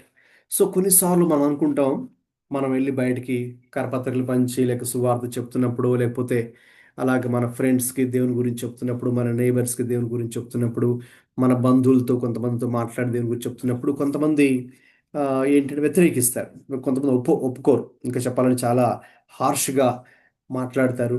Okay. So ఎప్పుడైతే వాళ్ళు అలాంటి స్పందన మనకు వస్తుందో మనము వెంటనే డిస్కరేజ్ అవుతాం. అయ్యో మరి ఇంకెందుకు నేను చెప్పాలి, మరి దీంతో ఆపేసుకుందాం, ఎందుకంటే వీళ్ళు సరిగ్గా స్పందించట్లేదు, వీళ్ళు తిరస్కరిస్తున్నారు కాబట్టి స్పందన లేదు, కాబట్టి ఎందుకు చెప్పాలి అనే ఒక నిరుత్సాహము, డిస్కరేజ్మెంటు కామన్గా ఎవరికైనా వస్తుంది. అయితే ద ప్రిన్సిపల్ ఇస్ దిస్, ఏంటంటే rejection by some does not cancel God's work among others. కొంతమంది వ్యతిరేకిస్తున్నారని ఇక దేవుని యొక్క ఉద్దేశం అక్కడితో ఆగదు. కానీ మరికొందరు ఉంటారు. ఓకే. దేవుని ప్రణాళికలో ఎవరైతే ఉన్నారో, లేక ఎవరైతే మన ద్వారా సువార్త విని అంగీకరించే వారు కూడా ఉంటారు. కాబట్టి మనం దాని మీద దృష్టి పెట్టి, సో దేవుడైతే తన కార్యాన్ని ఆయన జరిగిస్తాడు అనే ఒక విశ్వాసం అయితే మనం కలిగి ఉండాలి. దీన్ని బట్టి డిస్కరేజ్ అవ్వకూడదు. ఎవరైతే స్పందిస్తున్నారో వారిని బట్టి మనం ఎంకరేజ్ అవుతూ ఇంకా ముందుకి మరి మనము వెళ్ళాలి, దేవుని పని జరిగించుకుంటూ వెళ్ళాలి. ఓకే. సో ఆ రిజెక్షన్ అనేది, అపోజిషన్ అనేది ఇట్ ఈస్ దేర్, అది ఉంటుంది. దాన్ని బట్టి మరి మనం నిరాశ చెందకూడదు. అయితే అంగీకరించే వారు కూడా ఉంటారు. దేవుడు వారి హృదయాలు కార్యం కూడా చేస్తాడనే ఒక పాజిటివ్ హోప్ నిరీక్షణ కలిగి మనం ముందుకు వెళ్ళాలి. Okay. That's a lesson we learn from between verses 5 to 8. Right. ఇప్పుడు 9 to 11 చదవండి. Next section. రాత్రివేళ దర్శనమందు ప్రభు నీవు భయపడక మాట్లాడము, మౌనంగా ఉండకము, నేను నీకు తోడై ఉన్నాను. నీకు హాని చేయుటకు నీ మీదికి ఎవడునూ రాడు. ఈ పట్టణంలో నాకు బహుజనమున్నదని పౌలుతో చెప్పగా, అతడు వారి మధ్య దేవుని వాక్యము బోధించుచు 1 సంవత్సరం మీద 6 నెలలు అక్కడ నివసించాను. గమనించండి, ఈ 9 to 11 వర్సెస్లో సాధారణంగా మరి పౌలు ఎప్పుడైతే అక్కడ వ్యతిరేకత ఆ, అనుభవించాడో, అక్కడ అతన్ని ఎదురిస్తూ ఉన్నారు, తిడుతున్నారు, దూషిస్తూ ఉన్నారు. ఓకే. అతన్ని ఇబ్బంది పెట్టాలని చూస్తున్నారు, అతన్ని కొట్టాలని కూడా చూస్తున్నారు, అక్కడి నుంచి అతన్ని తరిమేయాలని చూస్తున్నారు. ఓకే. ఇలాంటి వ్యతిరేకమైన పరిస్థితి ఎవరికి కలిగినా కూడా సాధారణంగా నేనేం చెప్పాను, వి గెట్ డిస్కరేజ్డ్. కాబట్టి మరి మనము భయపడతాం ఒకవైపు, మరొక వైపు మనకి నిరుత్సాహం కలుగుతుంది. ఓకేనా. సో ఇప్పుడు మరి చెప్పండి, దేవుడు పౌలుకి ప్రత్యక్షమై ఆ రోజు రాత్రి దర్శనమిచ్చి ఆ దర్శనంలో ఈ మాటలు చెప్పారండి. ఉదాహరణకి, నీవు భయపడక అని దేవుడు అన్నాడంటే దాని అర్థం ఏంటి? పౌలులో ఏమొచ్చి ఉండొచ్చు అప్పుడు చెప్పండి? భయం. భయం. Right. Okay. So that means emotional fear అనేది పౌల్లోకి ప్రవేశించింది. ఎందుకంటే ఆబ్వియస్గా వాళ్ళందరూ వ్యతిరేకిస్తూ ఉంటే, ఎదురాడుతూ ఉంటే, దూషిస్తూ ఉంటే, లేక తిట్టడానికి, కొట్టడానికి ప్రయత్నం చేస్తూ ఉంటే, ఓకేనా, మనం అనుకుంటాం మరి ఎందుకు మనం చేయాలి, మరి దేవుడైతే ఇక్కడికి నడిపించాడు లేక పంపించాడు, మరి నేనైతే చెప్తున్నాను దేవుని కోసము, మరి వీళ్ళు ఇలా చేస్తున్నారు అనగానే obviously we get we're afraid కదా, భయపడతాం, భయం వస్తుంది. సో కాబట్టి ఎప్పుడైతే పౌల్లోకి భయం ప్రవేశించిందో వెంటనే దేవుని యొక్క వాక్కు ఆయనకు చేంజ్ చెప్తున్నాడు దేవుడు, భయపడక. రైట్. సో ఒకవేళ మనకు కూడా ఏ విషయం గురించైనా భయం మన హృదయంలో ప్రవేశించిన వెంటనే దేవుని యొక్క వాక్కు కూడా మనకు ప్రత్యక్షమై భయపడవద్దు అని దేవుడు మనతో కూడా ఈరోజు చెప్తున్నాడు. నెక్స్ట్ నెక్స్ట్ వర్డ్ ఏంటమ్మా భయపడక తర్వాత? మాట్లాడము. అంటే దాని అర్థం ఏంటి? పౌలు ఏమనుకుని ఉండొచ్చు మనసులో?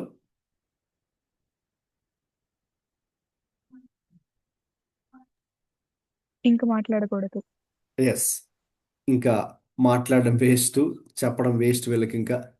ఓకే, అంతే కదా. మనం కూడా కొన్నిసార్లు చెప్తున్నప్పుడు ప్రజలు విననప్పుడు మనం చెప్పేది ఒకటి వాళ్ళు చేసేది ఒకటి అలా ఉందనుకోండి, యాక్చువల్లీ మనం ఎందుకు చెప్పాలి అని ఎవరికైనా కూడా, మనం కూడా మనుషులే కదా.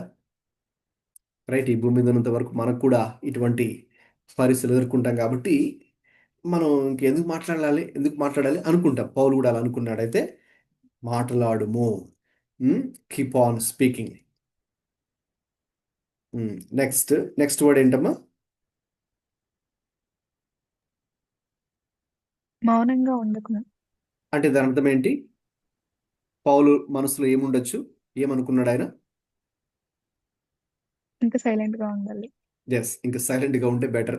ఓకేనా. ఇంకా మాట్లాడుకుంటా ఈ విషయాలు, లేకపోతే ఈ సువార్త, ఈ దేవుడి గురించి ఎందుకు మరి ఎంతకాలం చెప్తున్నా, లేకపోతే ఏది చెప్తున్నా మనం వేస్ట్ అన్నట్టుగా పరిస్థితులు అలా ఉండొచ్చేమో. అయితే అందుకే మౌనంగా ఉండద్దు, keep on speaking. Okay. So అది ఇంకా నెక్స్ట్ ఏంటి?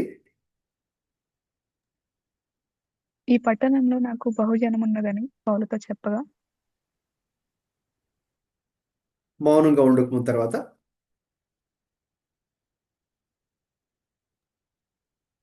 ఈ పట్టణంలో నాకు ఆహా. బహుజనమున్నదని. మౌనముగా ఉండకము తర్వాత నెక్స్ట్ ఇమీడియట్గా ఉన్న వర్డ్ ఏంటి? ఓహ్! సారీ. సారీ. నేను నీకు తోడే అన్నాను. అంటే దాని అర్థం ఏంటి? పౌలు ఏమనుకుని ఉండొచ్చు మనసులో? దేవుడు నన్ను వదిలేసి ఉండొచ్చు. అవును, ఎందుకు అనుకున్నాడు ఆయన అలాగా? మొత్తం అపోజిషన్ ఎస్, రావడం వల్ల. కరెక్ట్. ఓకే. సో అక్కడ అందరూ ఎదురాడుతున్నారు, దూషిస్తున్నారు, తిట్టాలని, కొట్టాలని, చంపాలని, తరిమేయాలని చూస్తున్నారు. ఓకేనా. జైల్లో పెట్టాలని చూస్తున్నారు. ఓకే. సో మరి కొన్నిసార్లు మనకు కూడా ఇది నిజంగా ఇది దేవుడే నడిపించాడు, దేవుడి చిత్తం అయితే ఎందుకు నాకు ప్రాబ్లం అని మనం అనుకుంటాం. అయితే అక్కడ మనకి మనం తప్పుగా అనుకున్నది ఒకటి ఏంటంటే, దేవుని చిత్తం అనుకో ఇంకా అన్నీ మనకు ఓకేనా సాఫ్ట్గా లేకపోతే ఓకేనా స్ట్రైట్గా ఉంటుంది అని మనం అనుకుంటాం. కానీ కాదు కాదు, దేవుని చిత్తంలో ఉన్నప్పటికీ కూడా మనకు కూడా కొన్ని ఇటువంటి ఎత్తు పల్లాల అనుభవాలు మనకు కూడా ఎదురవుతాయి. ఓకే. సో అది మనం తెలుసుకోవాలి. సో బహుశా పౌలు అలా అనుకుని ఉండొచ్చేమో అప్పుడు. ఓకే, దేవుడు నన్ను విడిచిపెట్టేసాడేమో. ఓకే. నో, దేవుడు మళ్ళీ తన యొక్క నిబంధనను it's a covenant assurance, like reassurance of God's covenant. దేవుని యొక్క నిబంధన, లేదు నేను నీకు తోడై ఉన్నాను పౌలు, నువ్వు అలా అనుకోవద్దు. ఓకే, ఈ పరిస్థితిని బట్టి దేవుడు నన్ను విడిచిపెట్టేసాడేమో, దేవుడు నాకు తోడుగా లేడేమో, మరి అందుకేనేమో నాకు ఈ కష్టాలు. మనం కూడా కొన్నిసార్లు అలా అనుకుంటాం కదా, దేవుడు నాకు తోడుగా లేడు, దేవుడు తోడుగా ఉంటే ఎందుకు నాకు ఈ కష్టాలు వస్తాయినో. ఓకే, మనకి ఉన్న పరిస్థితులను బట్టి మరి మనం అలా అనుకుంటున్నాం, కానీ వాస్తవంగా అయితే లేదు. సో వాస్తవంగా అయితే దేవుడు మనకు తోడుగా ఉన్నా కూడా కొన్నిసార్లు కొన్ని వ్యతిరేకమైన పరిస్థితులు మనకు ఎదురవుతాయి. ఓకే, నెక్స్ట్ వర్డ్ ఏంటి? ఈ పట్టణంలో నాకు బహుజనమున్నదని దానికంటే పౌలుకు ముందు వర్డ్ చెప్పగా, ఏంటి? నేను నీకు తోడైన తర్వాత వర్డ్ ఏంటి? నీకు హాని చేయుటకు నీ మీదికి ఎవడనో రాడు. పౌలు మనసులో ఏమనుకోండొచ్చు ఆయన?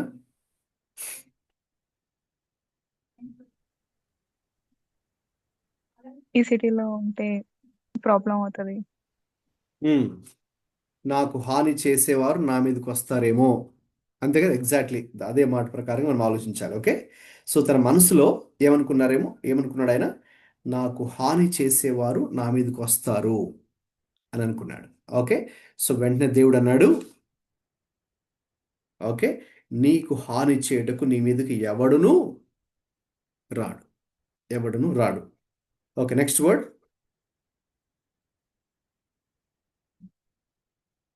కంటిన్యూ. నెక్స్ట్ వర్డ్ ఏంటి?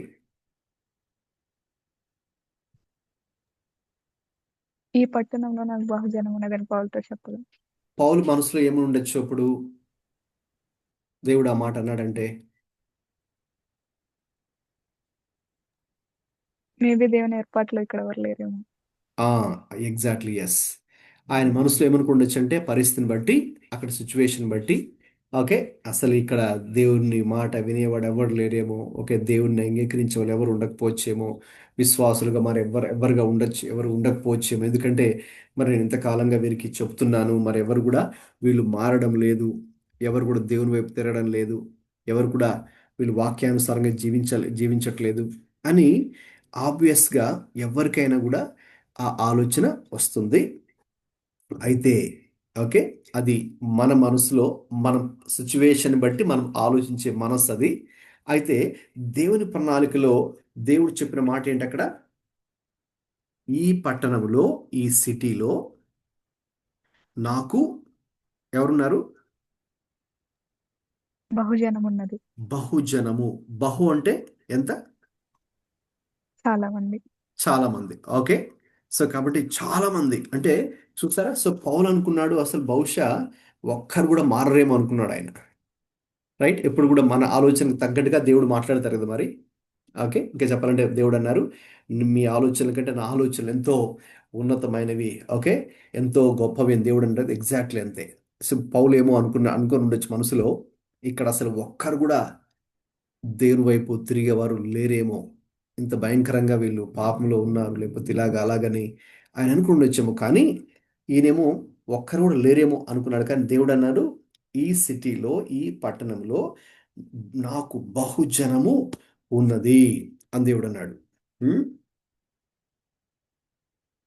చూసారా? So it's a wonderful promise of God's presence ఇక్కడ మనం చూసే విషయం అన్నమాట. సో ఇక దేవుడు నాకు తోడుగా లేడేమో, అందుకేనేమో ఈ వ్యతిరేకత, అందుకేనేమో ఈ మనుషులు ఇంకా ఇలాగే ఉన్నారు, వీళ్ళు మారట్లేదు, ఓకేనా, మరి నేను ఇక్కడి నుంచి వెళ్ళిపోవడమే బెటర్ ఏమో, ఇక్కడ ఇంకేం మాట్లాడుకోవాల్సిన అవసరం లేదనుకుంటాను. ఇలాగా ఆయన కూడా అనేక ఆలోచనలు వచ్చినప్పుడు దేవుడు తన యొక్క సన్నిధిని గురించినటువంటి మాటలను ప్రామిస్ దేవుడు చేశారు. ఓకే, ఇక్కడ లెసన్ కింద ఉంది కదా, లాస్ట్ 2 లైన్స్ చదవండి.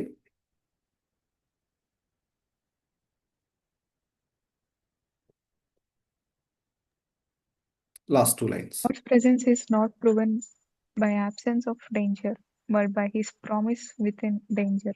రైట్, మనం అనుకుంటాం మనం దేవుని చిత్తంలో ఉన్నప్పుడు మనకి ఇంకా ఏ డేంజర్ ఉండదు, ఓకేనా, ఏ ప్రాబ్లమ్స్ ఉండవు, అంత సాఫీగా, ఓకేనా, ప్లెయిన్ హైవే లాగా ఉంటుంది, ఓకేనా అని అనుకుంటాం. కాదు కాదు, నేను మీకు ముందే చెప్పినట్టుగా దేవుని ప్రణాళికలో మనం ఉన్నప్పటికీ కూడా, దేవుని చిత్తంలో ఉన్నప్పటికీ కూడా ఎన్నో రకాల సమస్యలు అయితే రైట్ మన ముందు అవి నిలిచే ఉంటాయి. అయితే మరి ఏంటి గొప్ప విషయం అండి అంటే, గొప్ప విషయం ఇది. Okay, in the within danger, okay, ఆ సమస్యల మధ్యలోనే, in the midst of the problems opposition, ఓకేనండి, సమస్యల మధ్యలోని, వ్యతిరేకతల మధ్యలోనే, కొరత లేమి మధ్యలోనే దేవుని యొక్క సన్నిధి, దేవుని యొక్క వాగ్దానము, దేవుని యొక్క కృప, ఓకే, దేవుని యొక్క సహాయము మనం పొందుకుంటాం. దట్స్ ద గ్రేట్ థింగ్, అది గొప్ప విషయం. ఓకే, సో కాబట్టి అది మనకు గొప్ప ప్రోత్సాహాన్ని, బలాన్ని ఇచ్చేటటువంటి మాట. కాబట్టి దేవుని చిత్తంలో ఉన్నప్పుడు కూడా వి విల్ స్టిల్ ఫేస్, అందుకే నీతిమంతులకి కలుగు ఆపదలు అనేకములు అని ఉంటుంది. అయితే వాటన్నిటిలో నుండి యెహోవా వారిని విడిపించును అని ఉంటుంది. సో కాబట్టి అనేకమైనటువంటి పరిస్థితులు మనకు కూడా కలగచ్చు. అయితే దేవుడైతే ఆ పరిస్థితుల మధ్యలోనే తన యొక్క గొప్పతనం ఏంటో, తను ఆయన ఆదరణ ఏంటో, ఆయన కృప ఏంటో, ఆయన సహాయం ఏంటో మనము అనుభవిస్తాం. Okay, that's the assurance for us. Okay, so వెంటనే ఆయన అనుకున్నాడు, అది ప్యాక్ చేసుకుని వెళ్ళిపోతే బెటర్ అనుకున్నాడు. కానీ అక్కడ ఆయన 18 months ఉండి దేవుని యొక్క వాక్యాన్ని వారికి బోధించడం జరిగింది. అంటే 1.5 సంవత్సరం అక్కడే ఉండి మరి వారికి ఇంకా సువార్త ప్రకటించి వాక్యాన్ని బోధించి, తర్వాత అక్కడ ఒక గొప్ప మరి సంఘమే ప్రారంభించబడుతుంది పౌలు ద్వారా కొరింథీలో. రైట్, నెక్స్ట్ సెక్షన్లోకి వెళ్దామండి. Please read 12 to 17.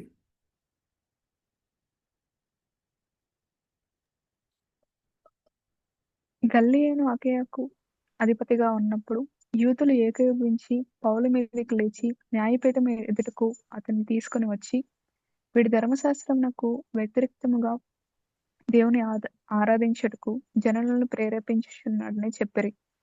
పౌలు నోరు తెరిచి మాట్లాడబోగా గల్లియోను, యూదులారా, ఇది ఒక అన్యాయము గాని చెడ్డ నేరము గాని అయిన ఎడల నేను మీ మాట సహనముగా వినుట న్యాయమే. ఇది ఏదో ఒక ఉపదేశమును పేర్లను మీ ధర్మశాస్త్రమును గూర్చిన వాదమైతే మీరే దాన్ని చూచుకొనుడి. ఇలాంటి సంగతులను గూర్చి విమర్శ చేయుటకు నాకు మనస్సు లేదని యూదులతో చెప్పి వారిని న్యాయపీఠం ఎదుట నుండి తోలివేశాను. అప్పుడందరూ సమాజ మందిరపు అధికారి అయిన సోస్తెనేసును పట్టుకొని న్యాయపీఠం ఎదుట కొట్టసాగిరి. అయితే గల్లియోను వీటిలో ఏ సంగతిని గూర్చియూ లక్ష్య పెట్టలేదు. 17 దాకా కదా. Right, okay. ఇప్పుడు ఎప్పుడైతే ఇంకా దేవుడు పౌలుని ఆ ప్రాంతంలో ఉంచి సుమారు 18 నెలలు సువార్త ప్రకటించడానికి, సంఘాన్ని స్థాపించడానికి, అనేకులను మరి ప్రభు తట్టు త్రిప్పి వారికి సువార్త ప్రకటించి బాప్తిస్మానిచ్చి దేవుని గురించిన సంగతులను వారికి నేర్పిస్తుండగా, మరి నేను చెప్పినట్టుగా సమస్యలు అయితే ఎటువైపు నుంచో సమస్యలు వస్తాయి. సో ఇక్కడ ఆ యూదులందరూ ఇంకా వ్యతిరేకించే యూదులు ఉన్నారు ఇప్పుడు కూడా. వాళ్ళు ఏం చేశారంటే పౌలుని అక్కడ ఉన్నటువంటి ఒక న్యాయపీఠం జడ్జి దగ్గరికి తీసుకెళ్ళిపోయారు. ఓకే, అంటే అది ఇతన్ని లీగల్గా ఇరికించాలి. ఓకే, న్యాయపరంగా కూడా, చట్టపరంగా న్యాయపరంగా ఏదో ఒక అబద్ధం ఇతని మీద చెప్పి మనం ఇరికించి ఇతన్ని శిక్షించాలి, ఇతనికి శిక్ష పడేలా చేయాలి అనే ఒక కుట్రను ఆనాటి యూదులు కలిగి ఉన్నారు. సో కాబట్టి ఎప్పుడైతే వాళ్ళు అతన్ని తీసుకెళ్లారో న్యాయపీఠం దగ్గరికి తీసుకెళ్ళి ఏం చెప్పారు, మరి ఒక అబద్ధాన్ని చెప్పారు. ఏం అబద్ధం చెప్పారు? ఇతడు లేక ఇక్కడ ఉంటుంది, వీడు ధర్మశాస్త్రమునకు వ్యతిరేకముగా దేవుని ఆరాధించుటకు జనులను ప్రేరేపించుచున్నాడని చెప్పిరి. ఓకే, ఎప్పుడు పౌలు గారు అలా చెప్పలేదు. ఓకే, వీళ్ళు అక్కడ అబద్ధాన్ని చెప్తున్నారు. సేమ్ యేసుక్రీస్తుని కూడా తీసుకెళ్లి వీళ్ళు ఏం చేశారండి, అబద్ధాన్ని చెప్పి ఆనాటి ప్రధాన యాజకులు ఎదుట అన్న కయప, ఇక చివరికి పొంతు పిలాతు దగ్గర కూడా తీసుకెళ్తారు కదా. అంటే అటు ఇటు యూదుల సమాజపు అధికారులు ఎదుటకు తీసుకెళ్ళినప్పుడు అబద్ధం చెప్పారు. ప్రభువుని యేసయ్యని తీసుకెళ్ళినప్పుడు చివరికి పొంతు పిలాతు దగ్గర కూడా తీసుకెళ్తారు రోమన్ గవర్నర్, అక్కడ అబద్ధాన్ని చెప్పారు. ఇక్కడేం అబద్ధం చెప్పారంటే ప్రధాన యాజకులు అన్నా కయప ఎదుట, ఇదిగోండి ఇతను మోషేకి విరుద్ధంగా మాట్లాడాడు, ధర్మశాస్త్రం విరుద్ధంగా మాట్లాడాడు, దేవాలయం విరుద్ధంగా మాట్లాడాడు అని ఇక్కడ చెప్పారు. ఎప్పుడు ప్రభు అలా చెప్పలేదు, మాట్లాడలేదు. ఇక్కడ అబద్ధం చెప్పారు వాళ్ళు. నెక్స్ట్ రోమన్ గవర్నర్ పొంతు పిలాతు దగ్గర తీసుకెళ్ళినప్పుడు కూడా అక్కడ ఇంకొక కొత్త అబద్ధాన్ని సృష్టించారు. ఏంటి అబద్ధము? తెలిసిన వాళ్ళు చెప్పండి, మరి గ్రూప్లో ఉన్న వాళ్ళు. పొంతు పిలాతు దగ్గర ప్రభువుని గురించినటువంటి అబద్ధాన్ని ఈ యూదులందరూ ఏం చెప్పారు? నేనే రాజుని చెప్పుకుంటున్నాను. నేనే రాజుని, అంటే అక్కడ పొలిటికల్ ఇష్యూ అన్నమాట. ఎందుకంటే వాళ్ళకి ఈ రిలీజియస్ ఇష్యూస్తో సంబంధం లేదనమాట. ఎవరికి? రోమన్ గవర్నమెంట్ వాళ్ళకి. ఇక్కడ రిలీజియన్ మ్యాటర్ అంతా ఇక్కడ వీళ్ళకి సంబంధించింది. అక్కడికి వెళ్ళేటప్పటికి దాన్ని మార్చేస్తారు, మరి దాన్ని రిలీజియస్ ఇష్యూగా కాకుండా పొలిటికల్ ఇష్యూగా చేశారు. పొలిటికల్ ఇష్యూ చేసి, ఇదిగోండి మీరు ఇక్కడ రాజుగా ఉండగా, మీరు చక్రవర్తిగా ఉండగా నేను రాజు అని చెప్పుకుంటున్నాడు ఈయన అని. చూసారా? అంటే మనుషులు ఏ రీతిగా కపటము, మోసము, కుట్ర, ఓకే, ఏ రీతిగా ఓకే చేస్తారో మనం ఇక్కడ ఈజీగా మనకు అర్థమైపోతుంది. సో పౌలుని ఇప్పుడు ఈ రీతిగా ఇరికించాలి, లీగల్గా కూడా ఇరికించాలి, చట్టపరంగా ఇతన్ని ఇరికించి చట్టపరంగా శిక్ష అతని మీద వచ్చేటట్టు చేయాలని ప్రయత్నించారు. ఓకే, అయితే అక్కడ ఎప్పుడైతే ఇంకా పౌలు నోరు తెరిచి మాట్లాడబోయగా గల్లియోను సో అనే ఒక అధికారి ఉన్నారు. సో కాబట్టి ఆ ఒక అధికారి చెప్పినటువంటి మాట, యూదులారా, ఇది ఒక అన్యాయము గాని చెడ్డ నేరం గాని అయిన ఎడల నేను మీ మాట సహనముగా వినట్టు న్యాయమే. ఇది ఏదో ఒక ఉపదేశమును పేర్లను మీ ధర్మశాస్త్రమును గూర్చిన వాదమైతే మీరే దాన్ని చూచుకోండి. ఇలాంటి సంగతుల గురించి విమర్శ చేయుటకు నాకు మనస్సు లేదు. అంటే ఏదైనా రిలీజియస్ సంబంధించిన మ్యాటర్ అనుకుంటే మీరు మీరు కూర్చొని మాట్లాడే దాన్ని డిస్కస్ చేయండి అన్నట్టుగా ఆయన చెప్తున్నారు. వారిని న్యాయపీఠం ఎదుట నుండి తోలివేసెను. ఓకే, సో ఆయన దాన్ని టేకప్ చేయడానికి ఇష్టపడలేదు.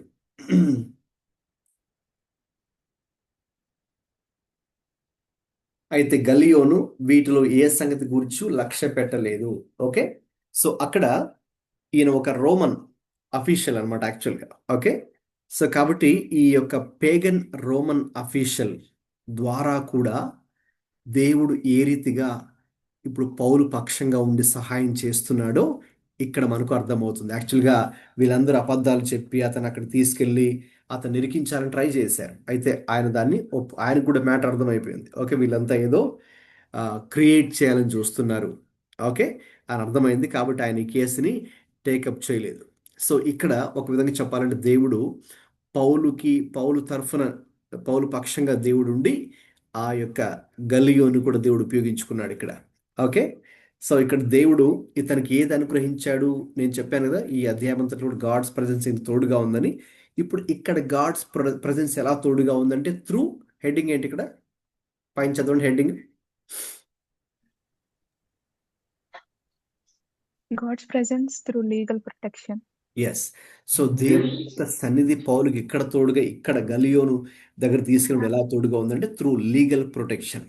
ఓకే, సో దేవుడు అతనికి లీగల్ ప్రొటెక్షన్ని కలుగజేశాడు. న్యాయపరమైనటువంటి భద్రతను దేవుడు అతనికి అనుగ్రహించడం ద్వారా ఆయన సన్నిధి తోడుగా దేవుడు ఉంచాడు.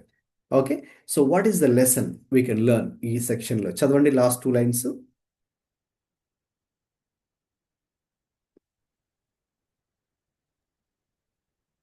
God can use secular authorities to accomplish his redemptive purpose. Right, పాత నిబంధనలో కూడా మనం దీన్ని చూస్తాం, కొత్త నిబంధనలో కూడా మనం దీన్ని చూస్తున్నాం. ఓకే, సో పాత నిబంధనలో దేవుడు ఆనాటి పారసీక దేశపు రాజు అయినటువంటి కోరేష్ను ఉపయోగించుకొని ఒక అన్య రాజు అయినప్పటికి కూడా అతన్ని ఉపయోగించుకొని మరి దేవుడు తన యొక్క ఉద్దేశాలు జరిగించుకోవడం కోసం దేవుడు ఆ కార్యం చేశాడు. రైట్, సో ఇక్కడ కూడా ఒక గల్లియోను అనేటటువంటి ఒక పేగన్ రోమన్ అఫీషియల్ని కూడా దేవుడు ఉపయోగించుకొని ఒక విధంగా పౌలుకి లీగల్ ప్రొటెక్షన్ ఇస్తూ, పౌలుకి లీగల్ ప్రొటెక్షన్ ఇస్తున్నారంటే ఇక సువార్త పరిచర్యకు లేక క్రైస్తవ సంఘానికి చర్చ్కి కూడా లీగల్ ప్రొటెక్షన్ ఇచ్చేటటువంటి ఒక అవకాశాన్ని దేవుడు అక్కడ కల్పించారు.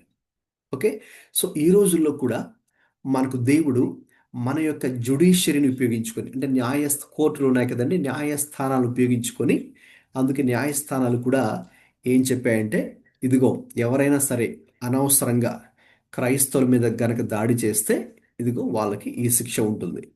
ఓకే, వాళ్ళకి 10 సంవత్సరాల జైలు, లేదంటే వాళ్ళ కోసం ఒక సపరేట్ టోల్ ఫ్రీ నెంబర్ పెట్టి ఓకే ఎవరైనా సరే అన్యాయంగా క్రైస్తవుల మీద దాడి చేస్తుంటే మీరు ఈ నెంబర్కి కాల్ చేయండి అని మనకు యాక్చువల్గా ఫ్యూ ఇయర్స్ బ్యాకే సుప్రీంకోర్టు నుంచి ఓకే ఆ యొక్క ఆర్డర్స్ వచ్చాయి. ఎందుకంటే క్రైస్తవుల మీద చాలా దాడులు జరుగుతున్నాయి. సో మరి ఈ విషయాన్ని కోర్టే ఇంటర్ఫియర్ అయ్యి ఓకే వాళ్ళే ఈ రీతిగా మనకి ఇప్పుడు లీగల్ ప్రొటెక్షన్ని కల్పిస్తున్నారు. సో దేవుడు ఏం చేస్తున్నాడు ఇక్కడ, మళ్ళీ ఆ కోర్టులో ఆ న్యాయ తీర్పిచ్చిన వాళ్ళు క్రైస్తవులు ఏమీ కాదు, they are non Christians. Okay, they are secular people, non Christians. కానీ మనకు లీగల్ ప్రొటెక్షన్ ఇవ్వడానికి దేవుడు అక్కడ వాళ్ళని ఉపయోగించుకున్నాడు. So that's the meaning. Last 2 lines మీరు చదివారే, దేవుడు తన యొక్క ఉద్దేశాలు నెరవేర్చడం కోసం దేవుడు సెక్యులర్ అథారిటీస్ లేక లీగల్గా ఎవరైతే ఉంటారో జ్యుడిషియరీలో, కోర్టులో లేక గవర్నమెంట్ ఆఫీసెస్లో ఓకే సెక్యులర్ లీడర్స్ లేక పాలిటీషియన్స్ రాజకీయ నాయకులు, గవర్నమెంట్ అఫీషియల్స్ ఓకే లేక lawyers and judges okay, so వారిని కూడా దేవుడు ఉపయోగించుకొని దేవుడు తన కార్యాలు జరిగించు కోసం దేవుడు చేయగలడు. ఇప్పుడు పౌలు పక్షంగా దేవుడు అదే చేశాడు. రైట్, ఓకే నెక్స్ట్ సెక్షన్ చదవండి, 18 to 23 చదవండి.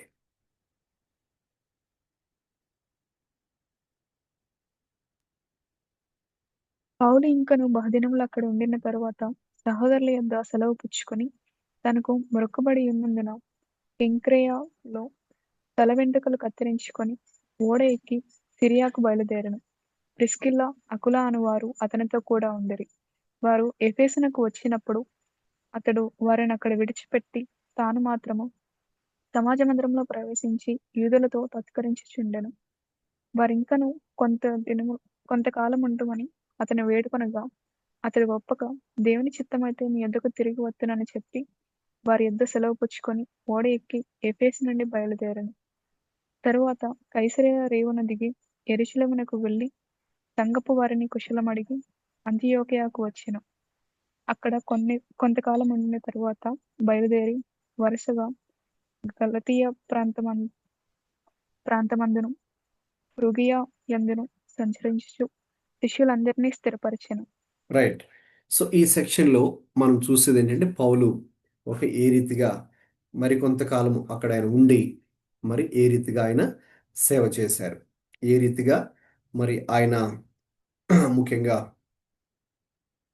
యూదులతో ఓకేనా సమాజంలో ప్రవేశించి యూదులతో తర్కించుచు ఓకేనా ఆమ్, ఆ రీతిగా దేవుని గురించిన వాక్యాన్ని చెబుతూ బలపరుస్తూ ఉన్నారు. ఓకే, ఆ విషయాన్ని ఇక్కడ మరి మనం చూస్తున్నాం. So it's continued ministry. ఇక తర్వాత మరి ఆయన అక్కడ నుంచి వేరే ప్రాంతానికి వెళ్ళిపోవడము జరిగింది. ఎఫెస్కి బయలుదేరారు. అక్కడ నుంచి మరి ఆయన ఎఫెసుకి బయలుదేరారు. ఓకే, తర్వాత అక్కడ నుంచి మరి ఆయన అంత్యోకే ప్రాంతానికి వచ్చారు. అంటే అంత్యోకే అంటే ఎక్కడైతే ఆయన ప్రారంభించారో ఆ అంత్యోకే సంఘం ఉంది కదా, అక్కడ నుంచి ప్రారంభించి మళ్ళీ అక్కడికే ఆయన తిరిగి రావడం జరిగింది. సో దాంతో మనకు సెకండ్ మిషనరీ జర్నీ కంప్లీట్ అయింది. ఓకే, సో అక్కడ నుంచి మళ్ళీ ఇక థర్డ్ మిషనరీ జర్నీ మనకు 26/4 నుంచి స్టార్ట్ అవుతుంది. సో ఆయన అలాగా కొన్ని ప్రాంతాల్లో ఉండి ఓకే ఆయన వెళ్తున్నప్పుడు సంచరించు శిష్యులందరినీ స్థిరపరచెను అని ఉంటుంది. ఓకే, 23లో కదా. సో కాబట్టి ఆయన ఏ సంఘాలైతే ఆయన ఇంతకుముందు విజిట్ చేసి సువార్త ప్రకటించి సంఘాలు స్థాపించి అక్కడున్న వారిని నాయకులుగా పెట్టి ఆయన మళ్ళీ వెళ్ళిపోయి వాళ్ళతో టచ్లో ఉన్నారు. గమనించండి, ఆయన అక్కడి నుంచి వెళ్ళిపోయిన తర్వాత కూడా వారితో టచ్లో ఉన్నారు. ఓకే, సో వారి కోసం ప్రార్థన చేసేవారు, వారి యొక్క సంగతులు అడిగి తెలుసుకునేవారు, తర్వాత వారికి కౌన్సిలింగ్ చేసేవారు, వారిని నడిపించేవారు. తిరిగి మళ్ళీ ఆయనకి అవకాశం ఉన్నప్పుడు సమయం ఉన్నప్పుడు ఆయన చెప్పారుగా, వాళ్ళు ఉండమంటే అతను దేవుని చిత్తమైతే మీ ఎందుకు మళ్ళీ తిరిగి నేను వస్తాను. ఓకే, అంటే వారిని దృఢపరచడానికి, బలపరచడానికి, స్ట్రెంథన్ చేయడానికి, ఓకే ఫాలో అప్ చేయడానికి ఆయన ఓకే సో ఈ వాజ్ దేర్. సో కాబట్టి ఇక్కడ లెసన్ ఏంటంటే దేవుని యొక్క పని నిమిత్తమై ఆయన అనేక ప్రదేశాలకు వెళ్తున్నప్పుడు God was with him. Okay, so కాబట్టి అక్కడ జస్ట్ అది ఒక ప్రాంతంలోనే కాకుండా ఆయన ఏ ప్రాంతాలను దర్శించారో ఆయా ప్రాంతాల్లో కూడా దేవుడు ఆయన తోడుగా ఉండి సహాయం చేసినట్టుగా ఇక్కడ మనం చూస్తూ ఉన్నాం. So here God's presence beyond one location అంటే జస్ట్ ఒక కొరింథు అనే ఒక పట్టణంలో మాత్రమే కాకుండా మరి దేవుడు ఆయన ఎక్కడెక్కడికి తీసుకుని వెళ్ళాలి, ఎవరెవరి మధ్యకు తీసుకుని వెళ్ళాలి, ఆయనకు ఒక ఉద్దేశం ఉంది కదా. మరి అటు ఇస్రాయలీలు ఒకవైపు, అన్యులు మరొక వైపు, రాజుల ఎందుకు కూడా మరి ఆయన వెళ్ళి మరి దేవుని యొక్క పని చేయాలి అన్నది ఉద్దేశం. కాబట్టి God's presence was there in every location, not just in one location. ఒక ప్రాంతంలోనే కాకుండా ఆయన వెళ్ళిన ప్రతి ప్రాంతంలో కూడా దేవుడు ఆయన తోడే ఉండి సహాయం చేస్తూ ఉన్నాడు అనేది ఇక్కడ చాలా స్పష్టంగా అర్థమవుతుంది. పౌలు కూడా ఇట్ వాజ్ వెరీ పర్టికులర్. ఆయన కూడా మరి ఏ ప్రాంతాలకైతే ఇంతకుముందు ఆయన దర్శించి వార్త చెప్పారు, మళ్ళీ వాళ్ళని రీవిజిట్ చేశారు, మళ్ళీ దర్శించారు. ఎందుకంటే మళ్ళీ వారిని స్పిరిచువల్గా బలపరచడానికి, వాళ్ళకి ఇంకా ఏమైనా ప్రశ్నలు ఉంటే, డౌట్స్ ఉంటే, వారికి తెలియని విషయాలు ఉంటే వారికి మళ్ళీ కూర్చొని వారికి వాక్యాన్ని బోధించడానికి, వారి వాక్యాన్ని వివరించడానికి, వారి కొరకు ప్రార్థించడానికి ఆయన కూడా ఒక డెసిషన్ తీసుకున్నట్టుగా, ఒక కమిట్మెంట్తో ఆ పని చేసినట్టుగా మనం ఇక్కడ చూస్తూ ఉన్నాం. రైట్, ఓకే, లాస్ట్ సెక్షన్లోకి వెళ్ళిపోతున్నాం. చదవండి 24 to 28.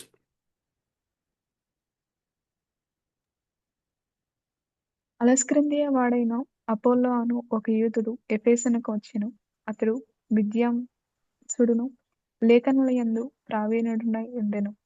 అతడు ప్రభువు మార్గం విషయమై ఉపదేశం పొంది తన ఆత్మయందు తీవ్రపడి యోహాను బాప్తిస్మము మాత్రమే తెలుసుకుని వాడైనను యేసును గురించిన సంగతులు వివరముగా చెప్పి బోధించుచు సమాజ మందిరంలో ధైర్యముగా మాట్లాడనారంభించెను. ప్రిస్కిల్లా అకులాయు విని అతని చేర్చుకొని దేవుని మార్గము మరి పూర్తిగా అతనికి విశదపరిచిరి. తరువాత అతడు అకయకు పోదలిచినప్పుడు అతనిని చేర్చుకొనవలెనని సహోదరులు ప్రోత్సాహపరుచు అక్కడి శిష్యులకు రాసిరి. అతడక్కడికి వచ్చి కృపచేత విశ్వసించిన వారికి చాలా సహాయం చేసెను. యేసే క్రీస్తు అని లేఖనముల ద్వారా అతడు దృష్టాంతపరిచి యూదుల వాదమును బహిరంగంగాను గట్టిగాను ఖండించుచూ వచ్చెను. రైట్. ఓకే, 24 నుంచి చివరి దాకా చదువుకున్నాము. ఇక్కడ మరి మనము అపోల్లో అనే ఒక వ్యక్తి గురించి మనము చూద్దాం. అలెగ్జాంద్రియా అనే ప్రాంతం నుంచి చెందిన ఒక అపోల్లో అనే ఒక యూదుడు ఎఫెసుకు వచ్చాడని, మరి అతనైతే ఆ, విద్వాంసుడును, లేఖనములు యందు ప్రవీణుడై ఉన్నాడు. Is a gifted okay man, అంటే స్క్రిప్చర్స్లో కానీ అతడు ప్రీచింగ్లో కానీ ఓకే వెల్ వర్స్డ్. ఓకే, ఇంకా అయితే అటువంటి వ్యక్తి విషయంలో కూడా మనము ఏ రీతిగా అకులా ప్రిస్కిల్లా, వాస్తవం చెప్పాలంటే మనం స్టార్టింగ్లో చూస్తాం కదండి వారి గురించి, ఒక కపుల్ దంపతులు ఓకేనా, వారు ఎలాగైతే దేవుని యొక్క పని విషయమే కానీ దేవుని యొక్క సువార్త విషయమే ఎంత కమిటెడ్గా ఉన్నారో ఇక్కడ మనకు కూడా అర్థమవుతుంది.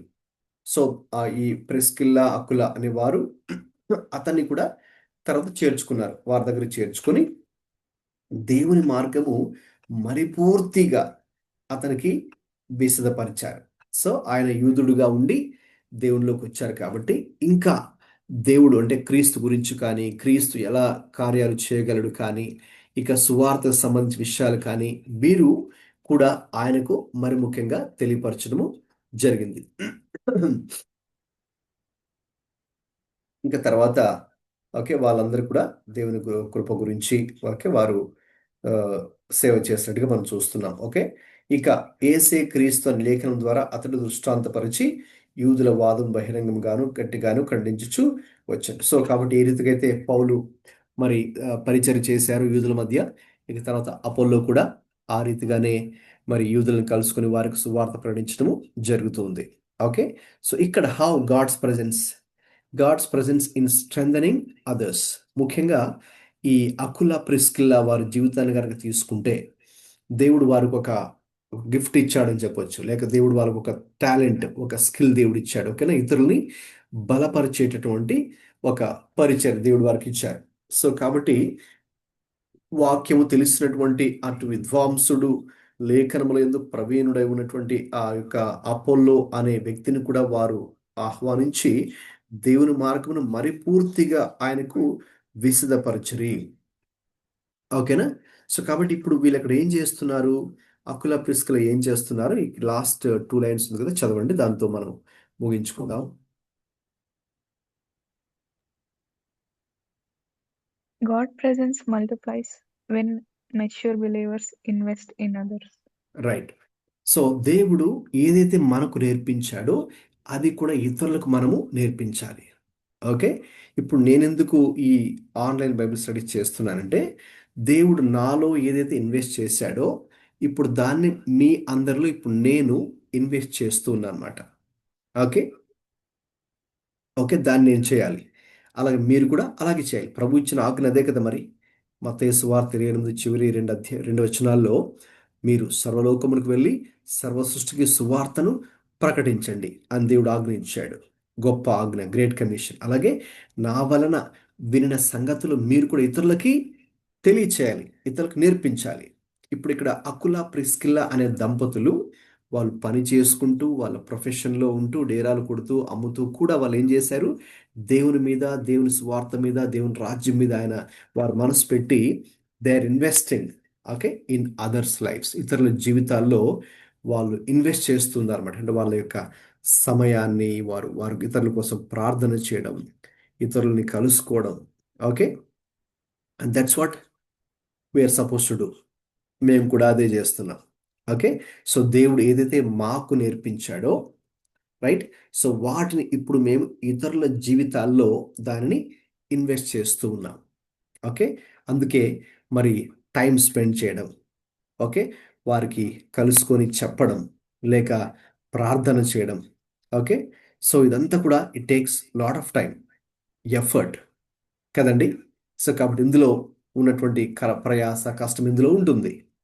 But we do it with joy, సంతోషంతోనే అది మనం చేయాలి. ఆ రోజుల్లో మరి అకుల ప్రిస్కులు కూడా వాళ్ళ సంతోషంతోనే చేశారు. ఓకే, ఎందుకంటే దేవుడు మొదట వారిని డీల్ చేసి, మొదట దేవుడు వారికి సహాయం చేసి వారికి నేర్పించారు కాబట్టి ఇక ఆయన ఏం కోరుకుంటారంటే మనం ఇతరులు కూడా చేయాలి. And that's when, so when you do that, God's presence multiplies in your life. అది దేవుని సన్నిధి మన జీవితాల్లో ఇంకా మల్టిప్లై అవ్వాలి అంటే we have to do that. ఎవరి వలె? అకుల ప్రిస్కుల వలె. ఇక్కడ మనకి వీళ్ళు ఒక మంచి మాదిరికరమైనటువంటి కపుల్ అని మనం చెప్పొచ్చు. ఓకే, ఇతరుల్ని ఆ, బలపరిచే విషయంలో, ఇతరుల కొరకు ప్రార్థించే విషయంలో, ఇతరులకి సహాయం చేసే విషయంలో, ఓకే, ఇతరుల్ని కౌన్సిల్ చేసే విషయంలో, ఆ, ఇతరులని గైడ్ చేసే విషయంలో.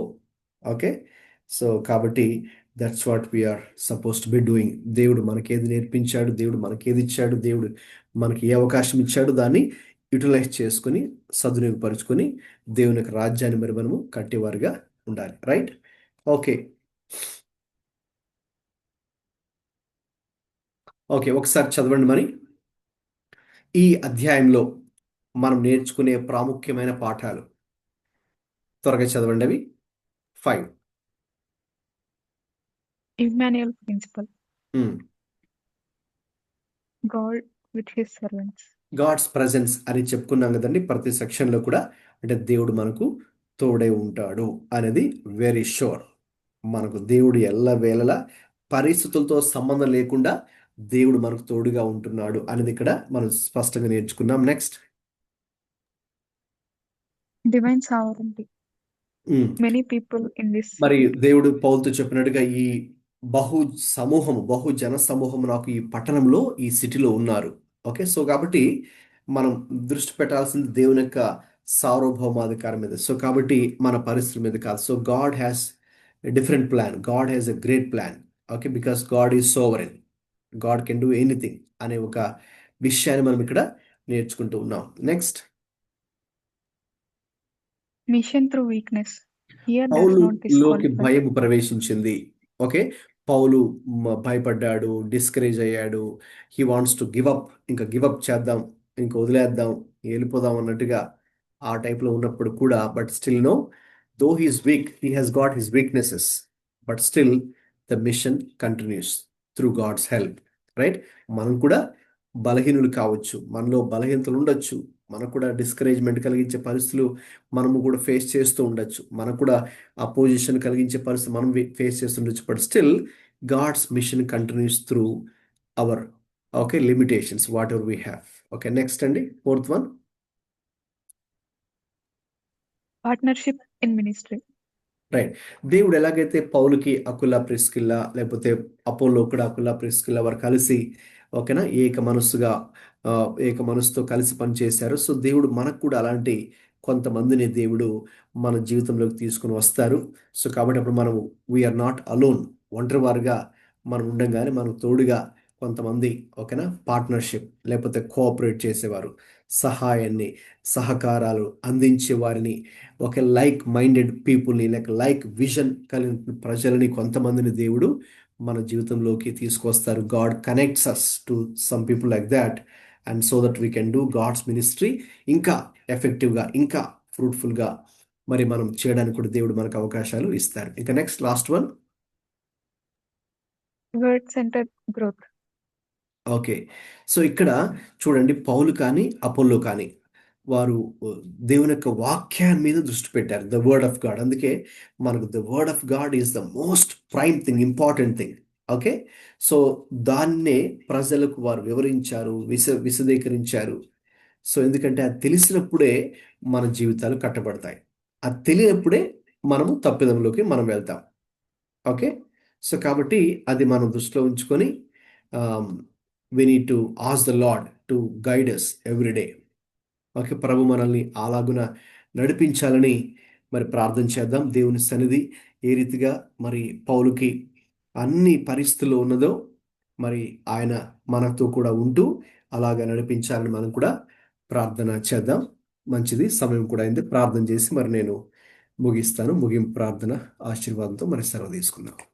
ప్రేమగల తండ్రి, మహాపరిశుద్ధుడా ప్రభా, ఇంతవరకు కూడా అపోస్తల కార్యాల గ్రంథము 18వ అధ్యాయంలో ప్రభా ఏ రీతిగా నాయన మీరు పౌలుని ఉపయోగించుకున్నారో, మరి అనేక రకాల వ్యతిరేకత పరిస్థితుల మధ్యలో కూడా నాయన అక్కడ యూదుల మధ్య అన్యజనుల మధ్య ఉండి ఆయన మరి సువార్త అందిస్తున్నప్పుడు, దేవుని పని చేస్తున్నప్పుడు నాయన మరి తండ్రి అనేక మంది అతన్ని వ్యతిరేకించినప్పుడు కూడా మీరైతే ఆయన తోడుగా ఉండి భయపడవద్దు, నేను నీకు తోడే ఉన్నాను, నేను నీకు సహాయం చేస్తాను, ఇక్కడ అనేక మంది ఉన్నారు దేవుణ్ణి మరి దేవుని యందు విశ్వాసం ఉంచేవారు, నాకు సంబంధించిన జనులు బహుజనులు ఉన్నారు అని మీరు ప్రభు ఆయనతో మాట్లాడి పౌలుని బలపరిచి మీ కృపనిచ్చి, మీ శక్తినిచ్చి, మీ బలాన్నిచ్చి, వనరులు అనేక ద్వారాలు తెరచి మరి తండ్రి అనేకులు ప్రభు యందు విశ్వాసం ఉంచుటకు నాయనా మరి మీరు కృప చూపించిన దేవుడిగా ఉన్నారు. మేము కూడా చాలాసార్లు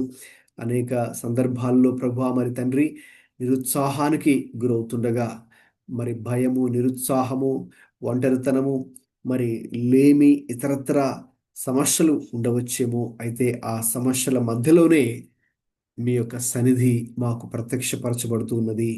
మీరే మాకు సహాయం చేసే దేవుడు, ఇమ్మానుయేలు దేవుడు, మాకు తోడుగా ఉన్న దేవుడు, మమ్మల్ని బలపరిచే దేవుడు, మాకు సమయోచితమైన సహాయం చేసే దేవుడు, మమ్మల్ని ఉపయోగించుకొని, బలహీనులమైన మమ్మల్ని ఉపయోగించుకొని బలమైన కార్యాలు కూడా దేవుడు చేయగలడు అనే ఒక విశ్వాసాన్ని ఈరోజు మీరు మాకు కల్పించినందుకే స్తోత్రాలు ప్రభువా.